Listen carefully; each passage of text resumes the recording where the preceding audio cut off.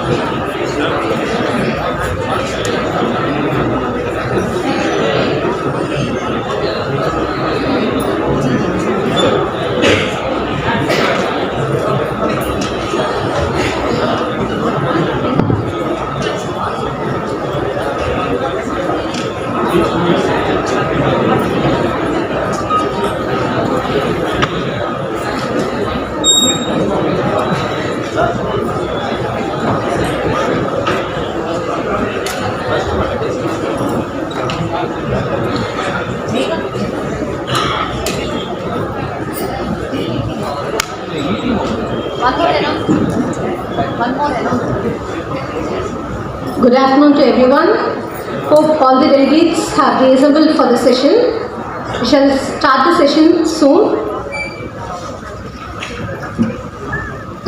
We take great pride in quoting the words of the father of Constitution of India, Dr.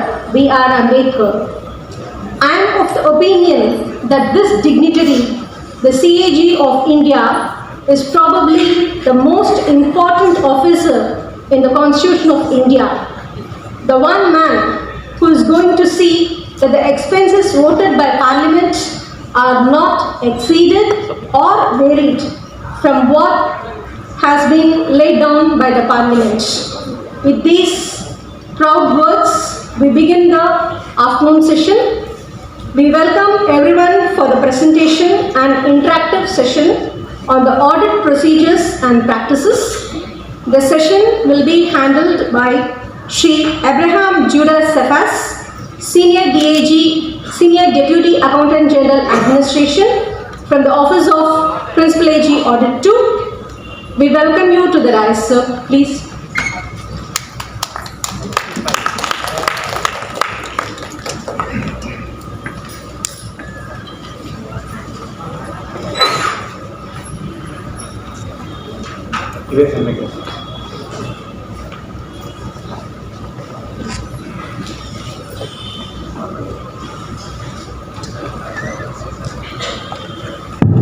Check. எல்லாருக்கும் மதிய வணக்கங்கள். சாப்பிட்டாச்சா எல்லாரும்? சாப்பிடலையா? சாப்பிட்டாச்சு. So thank you for first of all coming. நீங்கள் எல்லோரும் கூடி வந்துருக்கீங்க. ஏன்னா இந்த வாரம் ஆடிட் வாரம் அண்ட் அக்கௌண்ட்ஸ் வாரம் நாங்கள் வந்து ஃபுல்லாக ஐடென்டிட்டி ஃபுல்லாக கொண்டாடிட்டு இருக்கோம். So it is a very good opportunity எங்களுக்கு வந்து உங்களை வந்து நாங்கள் என்ன செய்கிறோம் அப்படின்னு கொஞ்சம் தெளிவுபடுத்திக்கிறதுக்கும் அண்ட் நீங்கள் வந்து லைக் வந்து உங்களுக்கு ஏதாவது டவுட்ஸ் இருந்தால் அதை கிளாரிஃபை பண்ணுறதுக்கும் வந்து ஒரு நல்ல ஆப்பர்ச்சுனிட்டியாக இருக்கும். So first of all I thank AG sir for organising this and the accounts office for pulling off a great show. So thank you first. So we'll go to the PPT. என்கிட்ட வந்து ஒரு 15 minute PPT தான், ரொம்ப சிம்பிளாக இருக்கும். So PPTயில் வந்து உங்களுக்கு வந்து எப்போ ஒரு டவுட் இருக்கோ நீங்கள் லைக் யூ கேன் ஆஸ்க். இதை தவிர ஒரு ஜென்ரிக்காக நீங்கள் வந்து டவுட் இருந்ததுன்னா தென் மேபி ஆஃப்டர் த PPT நம்ம ஒரு Q&A செஷன் மாதிரி நம்ம வச்சுக்கலாம். What ever doubts you have on audit அதை வந்து நம்ம அப்புறமே கிளியர் பண்ணிக்கலாம். பட் ஸ்லைடில் வரதில் உங்களுக்கு ஏதாவது டவுட் இருக்கும், நீங்கள் அப்போவே வந்து தென் அண்ட் தேர் வந்து நம்ம கிளாரிஃபை பண்ணிக்கலாம். Okay, so will go next slide. ஸோ இது ஒரு ரொம்ப பேசிக் ஸ்லைட். நீங்கள் பார்த்தீங்கன்னா வந்து நம்ம ஒரு கவர்மெண்ட் செட்டப்பில் வந்து 3 pillars அப்படின்னு சொல்லுவாங்க இல்லையா? ஃபர்ஸ்ட் பில்லர் என்னவா இருக்கும்? லெஜிஸ்லேச்சராக இருக்கும். அதுதான் அந்த மேலே சட்டமன்றம் அப்படின்னு இருக்கு. அது சப்போர்ட் பண்ணுற 2 pillars என்னவா இருக்கும்? ஒன்று வந்து அதோட செயல்களை வந்து அமல்படுத்துறது, டைரெக்டாக போய் இம்ப்ளிமெண்ட் பண்ணுறது. அங்கே தான் நீங்கள் இருக்கீங்க. நீங்கள் எல்லாருமே வந்து நிர்வாக பிரிவு, எக்ஸிக்யூட்டிவ், அதில் வந்துருவீங்க. இதுவே வந்து நீதித்துறை வந்து அவங்க சட்டங்களை வந்து கரெக்டாக நடக்குதா இல்லையா அப்படின்னு வந்து வழக்கு தெரிவிப்பாங்க. இதை தவிர ஒரு 4வது பில்லராக வந்து இங்கே சிஏஜி வந்து இயங்கி கொண்டிருக்கு, சட்டத்தின் அடிப்படையில் தணிக்கை செய்யும் அதிகாரம்.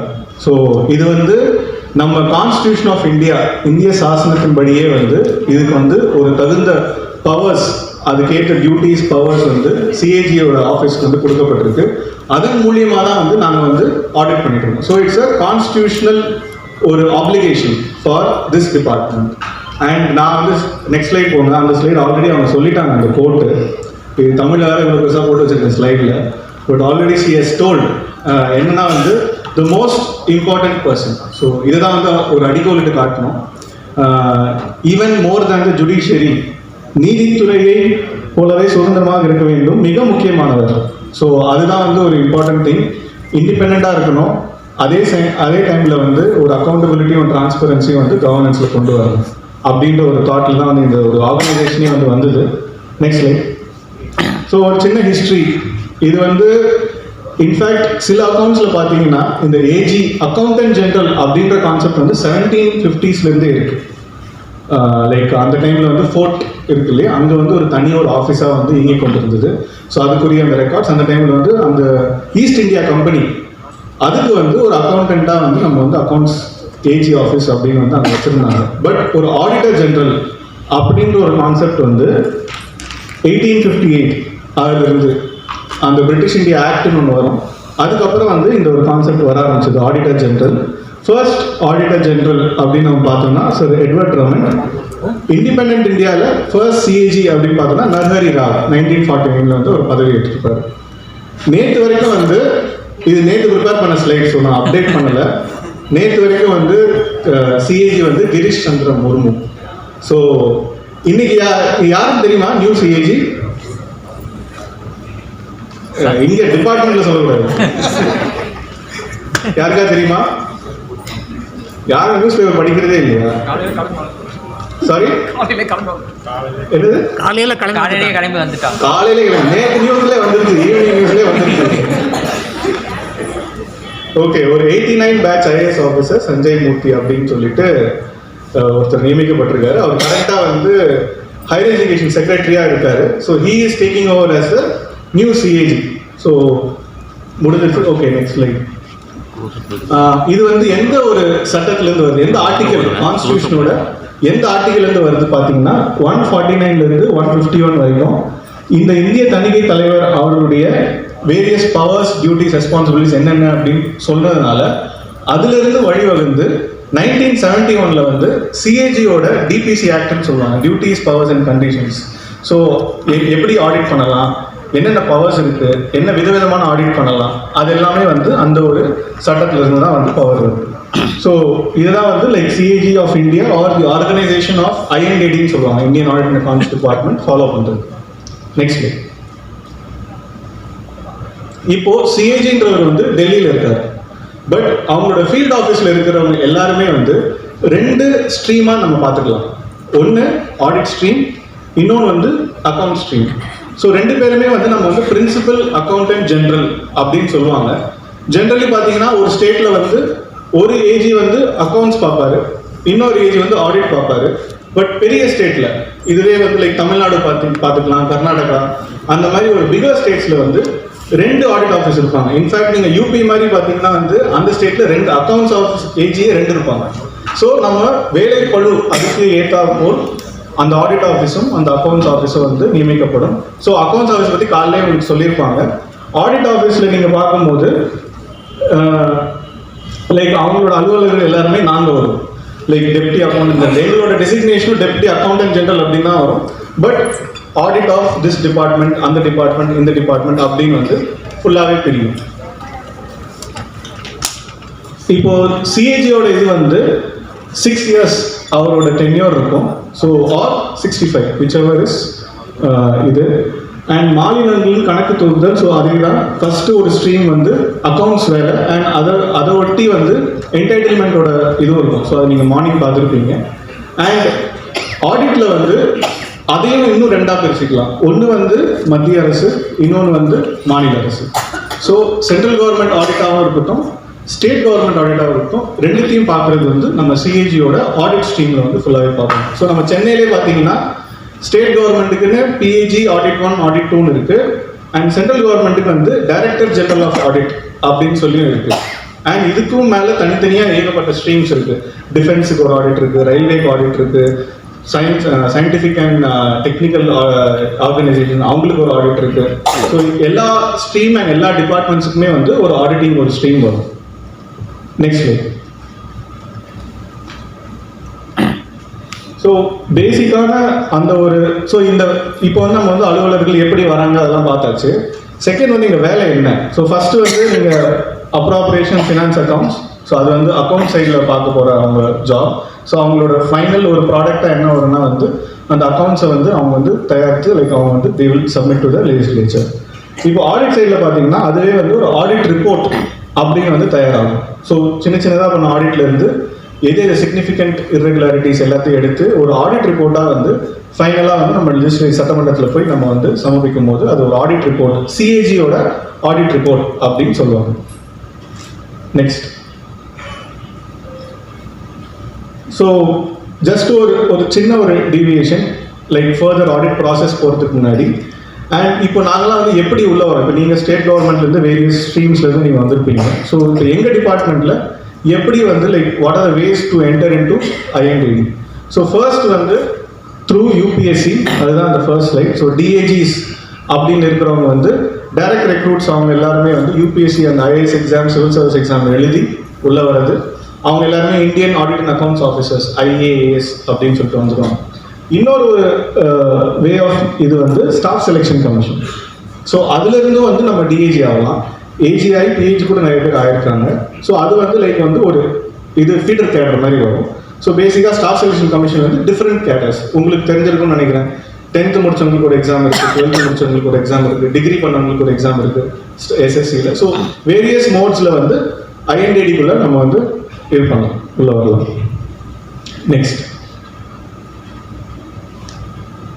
ஐ திங்க் இது காலையில் பார்த்துருப்பீங்கன்னு நினைக்கிறேன் இல்லையா? Like PF, treasuries. Next. So இதுதான் வந்து டிஃப்ரெண்ட் டைப்ஸ் ஆஃப் ஆடிட் நான் சொன்னது. மத்திய அரசு, மாநில அரசு, பஞ்சாயத்து ராஜ் எல்லா லோக்கல் பாடிஸை வந்து அந்த சைடு டிஜி ஆடிட் அப்படின்னு ஒரு ஆர்கனைசேஷன் இருந்தாலும் இந்த சைடு வந்து நம்ம வந்து எல்லா லோக்கல் பாடிஸையும் ஆடிட் பண்ணுறது சிஏஜி ஆஃபீஸ் தான். அதே டைம் வந்து பிஎஸ்யூஸ், பெரிய பெரிய பிஎஸ்யூஸ் லைக் இப்போ டான்ஜெட்கோ அந்த மாதிரி பிஎஸ்யூஸ் எல்லாத்தையும் ஆடிட் பண்ணும். Not only state, central PSUs, NLC, ONGC எல்லாத்தையும் ஆடிட் பண்ணுறதும் CAG office. Next. And defence audit, railway audit, FNC, finance and communication, telecom audit and scientific audit எல்லாத்தையும் பண்ணும். நெக்ஸ்ட். ஸோ இதில் வந்து like I think we will spend some time. First வந்து நீங்கள் தணிக்கை அதை பார்த்துட்டு நம்ம அப்படியே ஒரு சர்க்குலர் மோஷனில் நம்ம போகலாம். ஸோ உங்களுக்கு ஆடிட் நிறைய பேர் எக்ஸ்பீரியன்ஸ் இருக்கா? உங்களுக்கு உங்கள் ஆஃபீஸ்க்கு வந்து ஆடிட் வந்தது? என் ஆஃபீஸ்க்கு ஆடிட்டே வந்தது இல்லை. யார் இது? யாராவது இருக்கீங்களா? கவலைப்படாதீங்க, சீக்கிரம் வரமாட்டோம். நீங்கள் சொல்லலாம், தைரியமாக சொல்லலாம், எங்களுக்கு வந்து ஆடிட் வரலை அப்படின்னு தைரியமாக சொல்லலாம். ஸோ எல்லாருக்கும் ஒரு ஆடிட் எக்ஸ்பீரியன்ஸ் இருக்கு இல்லையா உங்களுக்கு எல்லாருக்குமே? ஸோ பேசிக்காக என்ன நடக்கும், ஒரு 2 வாரத்துக்கு மேக்ஸிமம் இல்லை 3 வாரத்துக்கு வந்து ஒரு 3 பேர் இல்லை 4 பேர் டீம் வருவாங்க. உங்ககிட்ட வந்து ஃபர்ஸ்ட் வந்து எங்களுக்கு ஒரு இடம் கொடுங்க அப்படின்னு உங்களை தொலை பண்ணுவாங்க. கரெக்டாக? ஸோ அந்த டீம் என்ன ஆகும், ஒரு ஃபீல்ட் டீம் நாங்கள் சொல்லுவோம். எங்கள் ஆஃபீஸுடைய ஒரு ஃபீல்ட் ஆடிட் டீம் அப்படின்னும். இட் இஸ் ஹெடட் பை ஒரு சீனியர் ஆடிட் ஆஃபீஸர், அவர் group A status equal to INDS officer. அவரோட டீமில் வந்து அவர் கீழே ஒரு 2 அசிஸ்டன்ட் ஆடிட் ஆஃபீஸர் அப்படின்னு இருப்பாங்க, ஒரு ஆடிட்டர் இருப்பாங்க. இந்த ஒரு 3-4 பேர் வந்து உங்கள் ஆஃபீஸில் வந்து ஒரு 10 நாள் உட்காந்துட்டு உங்களுக்கு ஆடிட் ஸ்லிப்ஸ், ஆடிட் என்கொயரிஸ், உங்களுக்கு மெமோஸ் கொடுத்துட்டு சில கேள்விகள் கேட்பாங்க. உங்கள் ரெக்கார்ட்ஸ் பார்த்துட்டு, இல்லை இப்போ எல்லாமே கம்ப்யூட்டரைஸ் ஆயிடுச்சு, உங்களோட ரிப்போர்ட்ஸ் எல்லாத்தையும் பார்த்துட்டு கேள்விகள் கேட்டு நீங்கள் பதில் சொல்லும்போது அதுலேருந்து அவங்களுக்கு வந்து அந்த திருப்தி அளிக்கலைன்னா, சில இஷ்யூஸ் வந்து இன்னும் வந்து அன்அட்ரஸ்டாக இருக்கும்போது ஒரு இன்ஸ்பெக்ஷன் ரிப்போர்ட் அப்படின்னு சொல்லிட்டு அவங்க வந்து உங்களுக்கு கொடுப்பாங்க. அதுதான் வந்து உங்கள் ஆஃபீஸுடைய ஃபர்ஸ்ட் ஆடிட் ப்ராடக்ட். இது ஏன் சொல்கிறேன்னா, ஃபர்ஸ்ட்னு சொல்கிறேன்னா, ஒரு ஆடிட் அப்சர்வேஷனுக்கு வந்து அதை நீங்கள் அப்ஜெக்ட் பண்ணி அதை வந்து செட்டில் பண்ணுறதுக்கு வந்து எண்ணற்ற ஸ்டெப்ஸ் இருக்குது. கிட்டத்தட்ட ஒரு 5-6 ஸ்டெப் இருக்குது உங்களுக்கு வந்து அதை அட்ரஸ் பண்ணி அதை செட்டில் பண்ணுறது. இது ஏன்னா வந்து பிஎஸ்சியில் இப்போ பார்த்தீங்கன்னா, பப்ளிக் அக்கௌண்ட்ஸ் கமிட்டியில் பார்க்கும்போது அவ்வளோ ஆடிட் அப்சர்வேஷன் இருக்குது. எல்லாமே நம்ம ஸ்டார்டிங்லேயே அட்ரஸ் பண்ணிட்டோம். இவங்க வரும்போதே வந்து நம்மளுக்கு அதுக்கேற்ற ஒரு பதில் நம்மளால கொடுக்க முடிஞ்சதுன்னா தென் அங்கேயே வந்து அது டை டவுன் ஆகிடும். தேவையில்லாமல் வந்து அது அடுத்த லெவல் போத்தாது. ஸோ இவங்க வந்து ஒரு இன்ஸ்பெக்ஷன் ரிப்போர்ட் அப்படின்னு சொல்லிட்டு உங்களுக்கு கொடுப்பாங்க.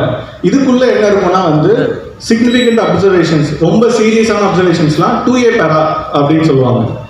அதை விட கொஞ்சம் கம்மியான ஒரு சீரியஸ்னஸ் இருக்கிறதெல்லாம் 2B பேரா அப்படின்னு சொல்லி உங்கள் கையில் வந்து ஒரு இது கொடுத்துட்டு இதுக்கு தயவுசெய்து ரிப்ளை பண்ணுங்க அப்படின்னு சொல்லிட்டு போவாங்க. நெக்ஸ்ட் வந்து சப்போஸ் துறையால் ஆர் அந்த ஆஃபீஸால் எடுக்கப்படும் நடவடிக்கைகள் எல்லாமே நல்லபடியாக எடுத்துட்டாங்க அப்படின்னா அங்கேயே வந்து பத்திகள் தீர்க்கப்படும். நான் சொன்ன மாதிரி அங்கேயே வந்து இட் வில் டை டவுன். அப்படி இல்லை அப்படின்னா ஃபர்தர் ப்ராசஸிங் நடக்கும், ஃபர்தர் ஃபாலோ அப் நடக்கும், இன்னும் இன்ஃபர்மேஷன் சேகரிப்பாங்க, இன்னும் அதை ஸ்ட்ரென்தன் பண்ணுவாங்க. அப்போ என்ன ஆகும்னா வந்து அதுக்கு பேர் வந்து முக்கியமான பத்திகள் பல நிலைகளில் அரசின் கவனத்திற்கு கொண்டு செல்லப்படுகிறன. என்ன மாதிரி கொண்டு செல்லப்படுகிறன, அதுக்கு பேர் டிஃப்ரெண்ட் நேம்ஸ் இருக்கும் ஒரு ஆஃபீஸில். இங்கே வந்து நம்ம தமிழ்நாடு வந்து ஃபேக்சுவல் நோட் அப்படின்னு சொல்லுவாங்க, FN. ஆர் ரெவென்யூ சைடில் பார்த்தீங்கன்னா ஸ்டேட்மெண்ட் ஆஃப் ஃபேக்ட்ஸ், SOF அப்படின்னு சொல்லுவாங்க. ஸோ இந்த 2 விதத்தில் வந்து ஃபஸ்ட்டு வந்து உங்கள் ஆஃபீஸ்க்கு வந்தாங்க இல்லையா, இது எங்கே போகும்னா அடுத்த லெவலுக்கு போகும். ஃபார் எக்ஸாம்பிள் ஒரு ரெஜிஸ்ட்ரார் ஆஃபீஸ் இருந்ததுன்னா அது வந்து அடுத்து வந்து IG ரெஜிஸ்ட்ரேஷன் அவருக்கு போகும். இதுவே வந்து ஒரு ஹெல்த்னா வந்து டைரக்டர் ஹெல்த் அவருக்கு போகும். ஸோ உங்களோட அடுத்த ஒரு லெவலுக்கு போயிட்டு அதை ரேஸ் பண்ணுவாங்க. எங்களுக்கு இன்னும் வந்து ஒரு சாட்டிஸ்ஃபேக்ஷன் இல்லை, இதில் இன்னும் எங்களுக்கு வந்து ஒரு பதில் தேவைப்படுது, இல்லை நாங்கள் வந்து இருக்கிறதுலே வந்து we have found out some corrupt activities or fraudulent activities அப்படின்னும் போது என்ன ஆக்ஷன் எடுத்தீங்க, அதுக்கு ஏற்றாற்போல் வந்து ரெஸ்பான்சிபிலிட்டி ஃபிக்ஸ் பண்ணீங்களா, அக்கௌண்டபிலிட்டி ஃபிக்ஸ் பண்ணீங்களா அப்படின்னு ஏகப்பட்ட கேள்விகள் வந்து இன்னும் அன்அட்ரஸ்டாக இருக்கும். அந்த டைமில் வந்து உங்களோட ஒரு ஹையர் அத்தாரிட்டிக்கு எடுத்துகிட்டு போயிடுவாங்க. அதுக்கு பேர் FN ஆர் SOF. அப்போ வந்து 4 to 6 weeks வந்து உங்களுக்கு ஒரு டைம் இருக்கும் இதுக்கு ரிப்ளை பண்ணுறதுக்கு. ஸோ ஃபஸ்ட்டே வந்து நம்ம ஆடிட் நடக்கும்போது ஒரு டைம் இருக்கும் அந்த 2-3 வாரத்தில். அப்படி இல்லை எங்களால் வந்து உடனே கொடுக்க முடியலனாலும் அந்த IR இன்ஸ்பெக்ஷன் ரிப்போர்ட்லேருந்து FN போகிறதுக்கு மினிமம் 2-3 மாதம் ஆயிடும். இது நான் சொல்கிறது ரொம்ப மினிமம். ஸோ அந்த ஒரு 2 to 3 months கூட உங்களுக்கு டைம் இருக்குது அந்த IR பேராகிராஃப்ஸை உங்களுக்கு வந்து கிளியர் பண்ணுறதுக்கு. அதுலேயும் முடியலைன்னா இந்த FN ஸ்டேஜ் வரும். இந்த FN ஸ்டேஜில் இன்னொரு ஒரு 4 to 6 weeks வந்து உங்களோட ஹையர் ஆஃபீஸருக்கு எப்படினாலும் வந்து உங்கள் ஹையர் ஆஃபீஸர் கொடுக்கும்போது அந்த பேப்பர் என்ன ஆகும் உங்களுக்கு தான் வரும். ஸோ அந்த டைமில் வந்து நீங்கள் ரெஸ்பாண்ட் பண்ணலாம். அந்த டைம்லேயே நீங்கள் அட்ரஸ் பண்ணி இல்லை நாங்கள் எல்லாத்தையும் எடுத்துட்டோம் முடிஞ்சிருச்சு அப்படின்னா நீங்கள் வந்து அதை கிளாரிஃபை பண்ணிக்கலாம். சப்போஸ் அங்கேயே முடியல அப்படின்னா டிராஃப்ட் பேராகிராஃப் அப்படின்னு நம்ம சொல்லுவாங்க இங்கே ஆடிட் டிபார்ட்மெண்ட்டில். அது எங்கன்னா கவர்மெண்ட் லெவலுக்கு போகும். உங்களோட செக்ரட்டரி ACSO PSO யார் இருந்தாலும் அவங்க லெவலுக்கு ஏஜ் இது வரைக்கும் வந்து DAG லெவலில் இருந்தது, AG PAG லெவலுக்கு போகும். பிரின்சிபல் அப்பாயின்மெண்ட் அவர் லெவலில் இருந்து கவர்மெண்ட்டுக்கு எழுதுவார். எங்களுக்கு இன்னும் வந்து சாட்டிஸ்ஃபேக்ஷன் இல்லை நீங்கள் இன்னும் ஆக்ஷன் எடுக்கல அப்படின்ற ஒரு காரணத்துக்காக நாங்கள் இந்த டிராஃப்ட் பேரா இஷ்யூ பண்ணோம். அங்கேயும் ஒரு 4 to 6 weeks ஒரு டைம் இருக்கும். ஸோ இதெல்லாம் வந்து நடக்கலை, ஏன்னா இது வந்து இதுலேயும் ஆக்ஷன் எடுக்கலைன்னா நாங்கள் எங்களோட head office CAG head quarters டெல்லிக்கு அனுப்பிடுவோம் அந்த ப்ராசஸிங் பண்ணுறதுக்கு. அங்கே வந்து அவங்க சில கேள்விகள் கேட்பாங்க, அதுக்கு பதில் சொல்லிட்டு ஃபைனலாக CAG சைன் போட்ட பிறகு அந்த ரிப்போர்ட்டில் வந்து CAG's ஆடிட் ரிப்போர்ட்டுன்னு ஆயிடுச்சுன்னா இங்கே வந்து இந்த ஆஃபீஸ் லெவலில் வந்து ஒரு ஆக்ஷன் எடுக்க முடியாது. ஏன்னா இதுக்கு அடுத்தது வந்து உங்களுக்கே தெரியும் பப்ளிக் அக்கௌண்ட்ஸ் கமிட்டி, கோப்பு, அந்த மாதிரி சில ஸ்டேட் லெஜிஸ்லேச்சர் கமிட்டிஸ்க்கு போயிடும். ஸோ அந்த டைமில் நம்ம போய் நம்ம சண்டை போடுறதை விட ஃபர்ஸ்டே வந்து நம்ம வந்து எல்லாத்தையும் அட்ரஸ் பண்ணி நீங்கள் ரெஸ்பாண்ட் பண்ணீங்கன்னா அது ரொம்பவே ஈஸியாக இருக்கும் எல்லா ப்ராசஸையும் முடிக்கிறதுக்கு. ஸோ அதுதான் வந்து ஃபைனலாக தணிக்கை அறிக்கை, தீர்வு காணப்படாத பத்திகள் தணிக்கை அறிக்கையில் சேர்க்கப்படுகின்றன. ஃபைனலாக வந்து அது ஒரு டிபார்ட்மெண்ட்டாக இருந்தால் பொது கணக்குழு பிஎஸ்சிக்கு போகும். அதுவே ஒரு பிஎஸ்சிஓவாக இருந்தால் பொது நிறுவனங்களுக்குள்ள கோப்பு, கமிட்டி ஆன் பப்ளிக் அண்டர்டேக்கிங்ஸ் அப்படின்னு சொல்லுவாங்க, அதுக்கு போகும். ஓகே, இதில் ஏதாவது டவுட் இருக்கா? இல்லை, என் ஆஃபீஸில் இப்படி பண்ணவே இல்லை, நீங்கள் சொல்கிறதெல்லாம் போய். சரி, we'll go ahead. Okay, next slide. So அது வந்து ப்ராசஸ், எப்படி வந்து ஒரு ஆடிட் ப்ராசஸ் நடக்கும் அப்படின்னு. இப்போ வந்து audit products or audit different types of audit, அதுக்கப்புறம் நம்ம வந்து என்ன ஆடிட் ப்ராடக்ட்னு பார்ப்போம். ஸோ ஃபர்ஸ்ட் ஒரு பேசிக்காக வந்து 3 டைப்ஸ் ஆஃப் ஆடிட் இருக்குது. ஒன்று வந்து ஃபினான்ஷியல் ஆடிட், செகண்ட் வந்து மிடில் இருக்கிறது வந்து கம்ப்ளைன்ஸ் ஆடிட், தேர்டில் இருக்கிறது வந்து பெர்ஃபார்மன்ஸ் ஆடிட். ஸோ இது எல்லாமே வந்து டிஃப்ரெண்ட் ப்ரொசீஜர்ஸ் யூஸ் பண்ணி நம்ம வந்து ஆடிட் பண்ணுறது. ஃபினான்ஷியல் ஆடிட் அப்படின்றது உங்களோட அக்கௌண்ட்ஸ் அப்படின்னு. ஸோ பேசிக்காக இது வந்து ஒரு அட்டானமஸ் பாடியோ இல்லை ஒரு பிஎஸ்சிஓ, இதுக்கு தான் வந்து ஜென்ரலி வந்து ஃபினான்ஷியல் ஆடிட்னு சொல்லுவாங்க. அவங்களோட அக்கௌண்ட்ஸ் கொடுக்கும்போது அந்த அக்கௌண்டிங் இன்ஃபர்மேஷன் ஆர் அக்கௌண்டிங் மெத்தடாலஜியில் ஏதாவது தப்பு இருந்ததுன்னா அதை சுட்டி காட்டி அதுலேருந்து வந்து பேராகிராஃப்ஸ், கமெண்ட்ஸ், ஆடிட் கமெண்ட்ஸ் அப்படின்னு சொல்லுவாங்க. அது போயிட்டு ஃபைனலாக வந்து அந்த ஒரு பிஎஸ்சி வந்து அவங்களோட போர்டில் வந்து அந்த ரிப்போர்ட் வைக்கும் போது சிஏஜியோடைய ஆடிட் கமெண்ட்ஸ் அப்படின்னு சொல்லிட்டு ஒரு அதில் இணைச்சிப்பாங்க. ஸோ அதுதான் வந்து ஃபினான்ஸ் ஆடிட். இதுவே அட்டானமஸ் பாடி அப்படின்னு நம்ம பார்க்கும்போது, அட்டானமஸ் பாடினா லைக் எனி தனி சார்ந்த நிறுவனங்கள் அப்படின்னு வச்சுக்கலாம்.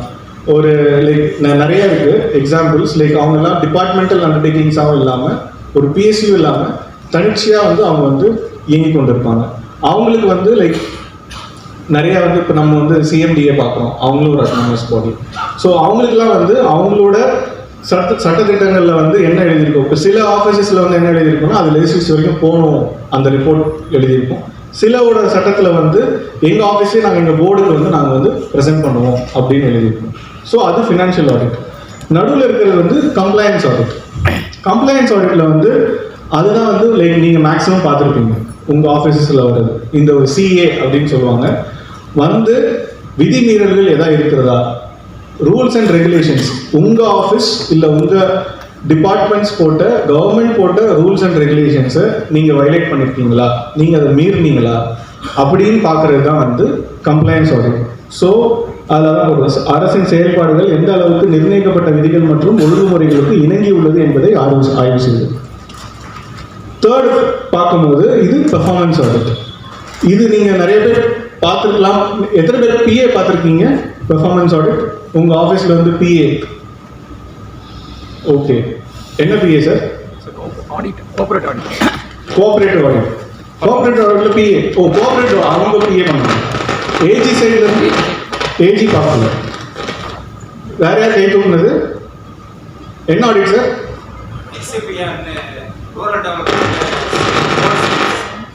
ரூரல் டெவலப்மெண்ட் சைடு இல்லையா? Okay okay. ஐஎஃப்ஹெச்ஆர்எஸ் ஆடிட் பண்ண அவங்க கையை தூக்கலையா? அவங்க எங்க அவங்க இங்கே கையை தூக்கல. ஸோ பெர்ஃபார்மன்ஸ் ஆடிட் அப்படின்றது சட்டத்திட்டங்களுக்கு தாண்டி நீங்களே வந்து சில டார்கெட்ஸ் கொடுத்துருக்கீங்க உங்களுக்கு டிபார்ட்மெண்ட்டுக்கு ஆர் உங்களோட ஹையர் ஆஃபீஸர்ஸ் ஆர் கவர்மெண்ட் வந்து சில டார்கெட்ஸ், சில அப்ஜெக்டிவ்ஸ் வந்து செட் பண்ணியிருப்பாங்க. நாங்கள் ரூல்ஸ் அண்ட் ரெகுலேஷன் ஃபாலோ பண்ணி இதை நாங்கள் போய் ரீச் பண்ணுவோம் அப்படின்னு சொல்லிட்டு அதை செக் பண்ணுறது தான் வந்து பெர்ஃபார்மன்ஸ் ஆடிட். ஸோ இப்போ நாங்கள் ரீசெண்டாக வந்து ஐஎஃப்ஹெச்ஆர்எஸ் உங்களுக்கு எல்லாமே தெரியும், அதை ஆடிட் பண்ணும்போது அது வந்து ஒரு இன்ஃபர்மேஷன் டெக்னாலஜி ஆடிட் அப்படின்னு சொல்லுவாங்க. ஏன்னா அது ப்ராப்பர் ஒரு ஐடி சிஸ்டம். ஸோ அதை ஆடிட் பண்ணும்போது அந்த ஐடி ஆடிட்லேயே வந்து ஏகப்பட்ட அப்ஜெக்டிவ்ஸ், எய்ம்ஸ், கோல்ஸ்லாம் செட் பண்ணியிருப்பாங்க. நான் இந்த டைம்லேயே வந்து கோலை வந்துடணும், இந்த டைம்லேருந்து இந்த டைம்குள்ளே நாங்கள் இதை பண்ணணும், இந்த மாதிரியான ஒரு பிளாட்ஃபார்ம் நாங்கள் எடுத்துகிட்டு வர போகிறோம் அப்படின்னு வந்து அவங்களே வந்து அவங்க நிர்ணயிக்கிறத நம்ம போய் செக் பண்ணிட்டு அதுலேருந்து ஒரு ரிப்போர்ட் வர்றது தான் பெர்ஃபார்மன்ஸ் ஆடிட் ரிப்போர்ட் அப்படின்னு சொல்லுவாங்க. ஸோ இதையும் வந்து லைக் நீங்கள் பார்க்கும்போது இதுக்கும் அதே ப்ராசஸ் தான். ஸ்டார்ட் பண்ண கம்ப்ளைண்ட்ஸ் ஆடிட் நீங்கள் எப்படி பார்த்தீங்களோ அதே சேம் ப்ராசஸ் தான் நடக்கும். என்ன ஒன்று உங்களுக்கு நடுவில் வந்து அந்த இன்ஸ்பெக்ஷன் ரிப்போர்ட் அப்படின்றது வந்து டைரெக்டாக இருக்காது. உங்களுக்கு அந்த ஆடிட் ஸ்லிப்பு இல்லை ஆடிட் இன்கொயரி மட்டும் இருக்கும். அதை தாண்டி நீங்கள் கடைசியாக பார்க்கும்போது பெர்ஃபார்மன்ஸ் ஆடிட் ரிப்போர்ட் பார்ப்பீங்க. பட் இதுக்கும் வந்து ஒரு 5 to 6 months கம்ஃபர்டபுளாக அந்த ஒரு கேப் இருக்கும் உங்களுக்கு ரெஸ்பாண்ட் பண்ணுறதுக்கு. லைக் நீங்கள் ஸ்டார்டிங்லேயும் பண்ணலாம் அண்ட் இது முடிகிறதுக்குள்ளே வந்து அண்ட் ஒன்ஸ் இது வந்து இதுவும் சிஏஜி ஆஃபீஸ் போயிட்ட பிறகு வந்து வெரி டிஃபிகல்ட். ஸோ நீங்கள் எவ்வளோ சீக்கிரம் வந்து எந்த ஆடிட்டாக இருந்தாலும் எவ்வளோ சீக்கிரம் வந்து அதுக்கு அட்ரஸ் பண்ணி அதுக்கு ரெஸ்பாண்ட் பண்ணுறீங்களோ வித் ப்ராப்பர் டாக்குமெண்ட்ஸ், அப்போ வந்து லைக் நம்ம வந்து அங்கேயே நம்ம வந்து அதை முடிச்சுக்கலாம். நெக்ஸ்ட்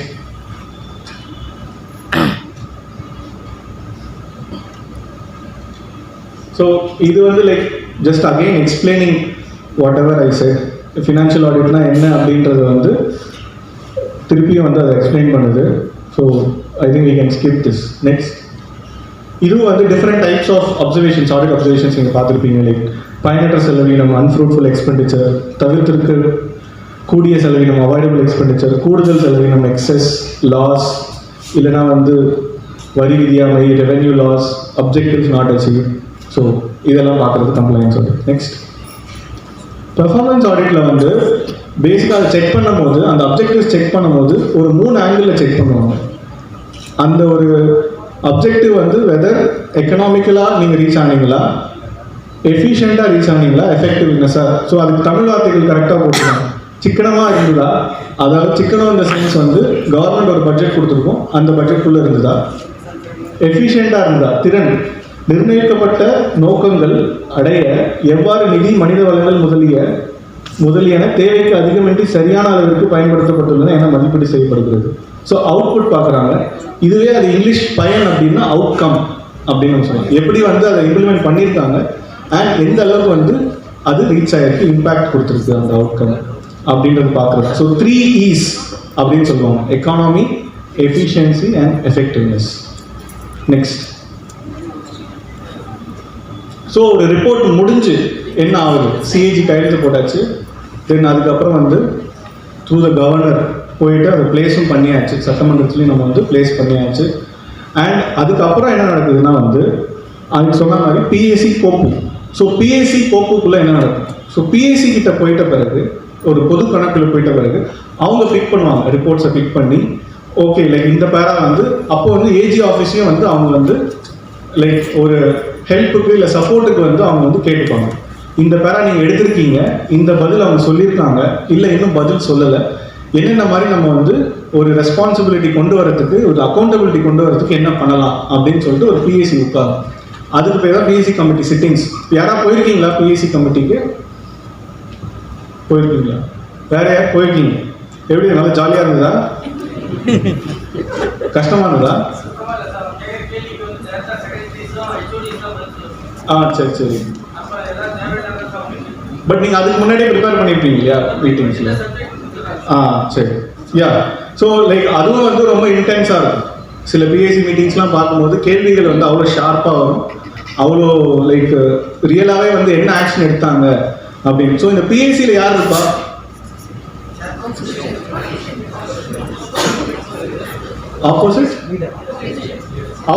ஆப்போசிஷன் யார்? That is there. So MLAs. So generally வந்து ஒருத்தர் வந்து சேர்மனாக இருப்பாங்க, preferably from opposition party. So அவங்க இருப்பாங்க, லைக் கூடவே சேர்ந்து அவங்களுக்கு ஒரு டீம் இருக்கும். அது வந்து லைக் எந்த பார்ட்டிலேருந்து இருக்கலாம் ஜென்ரலி. அண்ட் கோப்புலேயும் அதே மாதிரி தான், ஒரு சேர்மன் இருப்பார், அவர் கூட வந்து ஒரு டீம் இருக்கும் அண்ட் அவங்களுக்கு வந்து லைக் ப்ராப்பர் செட்டப் இருக்கும். ஸோ அங்கே போய் நம்ம பதில் சொல்லி, ஏன்னா அந்த அளவுக்கு போகிறது வந்து இட்ஸ் வெரி சீரியஸ். ஏன்னா அந்த டைமில் நீங்கள் வந்து பிரீச் ஆஃப் லெஜிஸ்லேச்சர் நிறைய இஷ்யூஸ் வரும். ஸோ நீங்கள் எப்போதுமே வந்து எவ்வளோ சீக்கிரம் அதை வந்து அட்ரஸ் பண்ணி முடிக்கிறீங்களோ அது வந்து பெட்டர். ஸோ அதுதான் இங்கே ஃபுல்லாக போட்டிருக்கோம். அண்ட் ஒவ்வொரு பொது கணக்குகளோ இல்லை வந்து பொது நிறுவனங்களோ முடியும் போது அவங்க ஒரு ரிப்போர்ட் கொடுப்பாங்க. ஸோ அதுக்கும் வந்து உங்களுக்கு வந்து ஆக்ஷன் எடுக்கணும் அப்படின்னு வந்து ஒரு ரிப்போர்ட் கொடுத்து உங்களுக்கு கொடுப்பாங்க. நெக்ஸ்ட், ஸோ இதை தவிர apart from all these things like CAG அப்படின்ற ஒரு ஆக்டிவிட்டீஸ், சிஏஜியோட ஆடிட் வந்து உலக அரங்கிலும் வந்து லைக் நம்மளோட ஒரு என்ன சொல்லலாம், நம்மளோட ஒரு ப்ரொஃபிஷியன்சி வந்து தேவைப்படுது. ஸோ நீங்கள் பார்த்தீங்கன்னா வந்து ஏஷியாவில் இருக்கிற supreme audit institution, so CAG அப்படின்றவர் வந்து சுப்ரீம் ஆடிட் இன்ஸ்டிடியூஷன் சொல்லுவாங்க. அவர் தான் வந்து இருக்கிறதுலே வந்து கண்ட்ரியில் வந்து பிக்கெஸ்ட் ஆடிட் அத்தாரிட்டி. ஸோ அதனால தான் வந்து சுப்ரீம் ஆடிட் இன்ஸ்டிடியூஷன் அப்படின்னு சொல்லுவாங்க. ஸோ இந்த எல்லா கண்ட்ரீஸில், ஏஷியாவில் இருக்க எல்லா கண்ட்ரீஸும் சேர்ந்து நடத்துறது தான் வந்து அசோசாய் அப்படின்னு சொல்லிட்டு ஒரு ஆர்கனைசேஷன், ஒரு அமைப்பு அது. So association Asian organisation of supreme audit institution. அதுவே உலக அளவில் ஒரு 190 கண்ட்ரீஸ் பார்ட்டிசிபேட் பண்ணுறாங்க இதில். INTOSAI, international organisation of supreme audit institution. So இவங்கெல்லாம் வந்து ஆடிட்டிங் ஸ்டாண்டர்ட்ஸோ இல்லை ஆடிட்டிங் ப்ரொசீஜர்ஸோ புதுசாக வர டெக்னாலஜிக்கல் சேஞ்சஸ்க்கு வந்து எப்படி அடாப்ட் ஆகலாம், எப்படி ஆடிட் பண்ணலாம் அப்படின்றத வந்து வேரியஸ் ஸ்டாண்டர்ட்ஸ் அண்ட் ரெகுலேஷன்ஸ் வந்து கொண்டு வருவாங்க. அண்ட் இதை தவிர வந்து இன்டர்நேஷ்னலி வந்து சிஏஜிக்கு வந்து ஒரு 2020 வரைக்கும் வந்து யுனைடெட் நேஷன்ஸ் ஆடிட் பண்ணுற எக்ஸ்பீரியன்ஸ் வந்துருக்கு. ஒரு 6 இயர்ஸ் பீரியடில் வந்து அந்த ஒரு ஆடிட் வந்து ஒரு வாய்ப்பு வரும் டிஃப்ரெண்ட் கண்ட்ரீஸ்க்கு. இந்தியாவுக்கும் வந்து ஒரு 6 இயர்ஸ் 14 20 வரைக்கும் வந்து அந்த ஒரு வாய்ப்பு கிடச்சிது. அது மட்டும் இல்லாமல் கரண்ட்டாக வந்து இப்போது international atomic energy agency Vienna, food and agriculture, இதை ஒட்டி வேர்ல்ட் ஹெல்த் ஆர்கனைசேஷன், இந்த WHO ஆடிட்டும் வந்து நம்ம சிஏஜியோட ஆஃபீஸ் இங்கே இருக்கிறவங்க தான் வந்து போயிட்டு அங்கங்கே ஜெனீவாவோ இல்லை எந்த ஒரு நாட்டில் இருக்கோ அங்கே போய் ஆடிட் பண்ணி வருவாங்க. ஐ திங்க் இங்கே இருக்கிறவங்க நிறைய பேர் போயிருக்காங்க கேட்டிங்கன்னா. ஸோ இந்த மாதிரி ஒரு ஆப்பர்ச்சுனிட்டிஸும் வந்து அண்ட் சிஏஜி வந்து உலக அளவுலேயும் வந்து அவன் ஆடிட் வந்து ரொம்ப வந்து ரெஸ்பெக்டட் அண்ட் மதிக்கப்படுற ஒரு விஷயம். நெக்ஸ்ட், என்னென்ன பெனிஃபிட்ஸ் ஒரு ஏஜி ஆடிட்னால? ஸோ இது ஒரு ஜென்ரிக் இதுதான், பட் இதை தவிர வந்து ஏகப்பட்ட இம்பேக்ட் இருக்குது. அண்ட் நீங்களே வந்து லைக் பார்த்துருப்பீங்க what are the various changes, policy changes எத்தனை கொண்டு வந்திருக்காங்க, எத்தனை ஒரு சர்க்குலர்ஸோ ஒரு ஜிஓஸோ வந்து மாற்ற வச்சிருக்கு. ஸோ அது எல்லாமே ஒரு இது. இதை தவிர வந்து நீங்கள் பார்த்தீங்கன்னா டிரான்ஸ்பரன்சி அண்ட் அக்கௌண்டபிலிட்டி. ஸோ இதுதான் வந்து இங்கே ஃபுல்லாகவே வந்து ஸ்ட்ரெஸ் பண்ணுறது. லைக் என்ஷூர் தட் ஒரு கவர்னன்ஸ் குட் கவர்னன்ஸாக போகும்போது போத் டிரான்ஸ்பரண்ட் அண்ட் அக்கௌண்டபிளாக அது இருக்குதா இல்லையா அப்படின்னு. ஸோ இது ஒரு ஜஸ்ட் ஒரு டேட்டா பாயிண்ட் தான். 2022-23 வந்து ஓவராலாக ஃபுல்லாகவே நம்ம எடுக்கும்போது மத்திய மாநில அரசுகளால் ஏற்றுக்கொள்ளப்பட்ட தொகையான ரூபாய் அரௌண்ட் 47,000 crores வந்து 5,000 crores கிட்ட வந்து ரிகவர் ஆகிருக்கு. ஸோ இது வந்து லைக் சிஏஜியோட contribution to the economy. Next, audit report படிச்சிருக்கீங்களா? உங்கள் இன்ஸ்பெக்ஷன் ரிப்போர்ட் படிச்சிருக்கீங்களா? அதே படிச்சிருக்கீங்க. ஸோ நீங்கள் audit report any state or நம்ம தமிழ்நாட்டில் வந்து ஏதாவது ஒரு ஆடிட் ரிப்போர்ட் நீங்கள் போய் பார்க்கணும் அப்படின்னா கூகுள் பண்ணாலே வந்துடும். ஜஸ்ட் சிஏஜி ஆடிட் அப்படின்னு நீங்கள் ஆட் பண்ணாலே வந்து அந்த பேஜுக்கு போயிடும். சப்போஸ் நீங்கள் டேரெக்டாக வெப்சைட் போகணுன்னா cag.gov.in அப்படின்னு நீங்கள் போயிட்டு அங்கே ஒரு ட்ராப் டவுன் இருக்கும், டிஃப்ரெண்ட் ஸ்டேட்ஸ் வரும், state audit reports, state offices அப்படின்னு கொடுத்துருப்பாங்க. நீங்கள் ஜஸ்ட் கிளிக் பண்ணிங்கன்னா எந்த ஸ்டேட் வேணுமோ அந்த ஸ்டேட்டுக்குள்ளே போயிட்டு ஆடிட் ரிப்போர்ட்ஸ் வந்து நீங்கள் பார்த்துக்கலாம். கிட்டத்தட்ட எல்லா ஸ்கீமோட ஆடிட்டும் பண்ணிடுங்க. ஸோ நீங்கள் ஏதாவது வந்து செக் பண்ணா கூட நீங்கள் போய் செக் பண்ணிக்கலாம். ஓகே, நெக்ஸ்ட், ஜஸ்ட் ஒரு திருக்குறளோட முடிக்கலான்னு தான் பார்த்தேன். இடிப்பாறை இல்லாத ஏமராமன்னன் கெடுப்பார் இல்லாமல் கெடும். இது அர்த்தம் தெரியும் இல்லையா? Criticism is necessary. So or feedback, criticism negative வேர்ட்னு வச்சுக்கலாம். ஒரு ஃபீட்பேக், ஒரு செக் வந்து டெஃபினட்டாக necessary for any moment. So thank you. I think ஏதாவது டவுட் இருக்கா இந்த ஸ்லைட்ஸில் or we can go in to the Q&A session. சரி, தேங்க்யூ. என்னோட பிபிடி முடிஞ்சிருச்சு. So if you have any questions, any questions on audit or உங்கள் ஆஃபீஸில் வந்து ஏதாவது ஒரு இஷ்யூ இருக்குது, anything you can ask.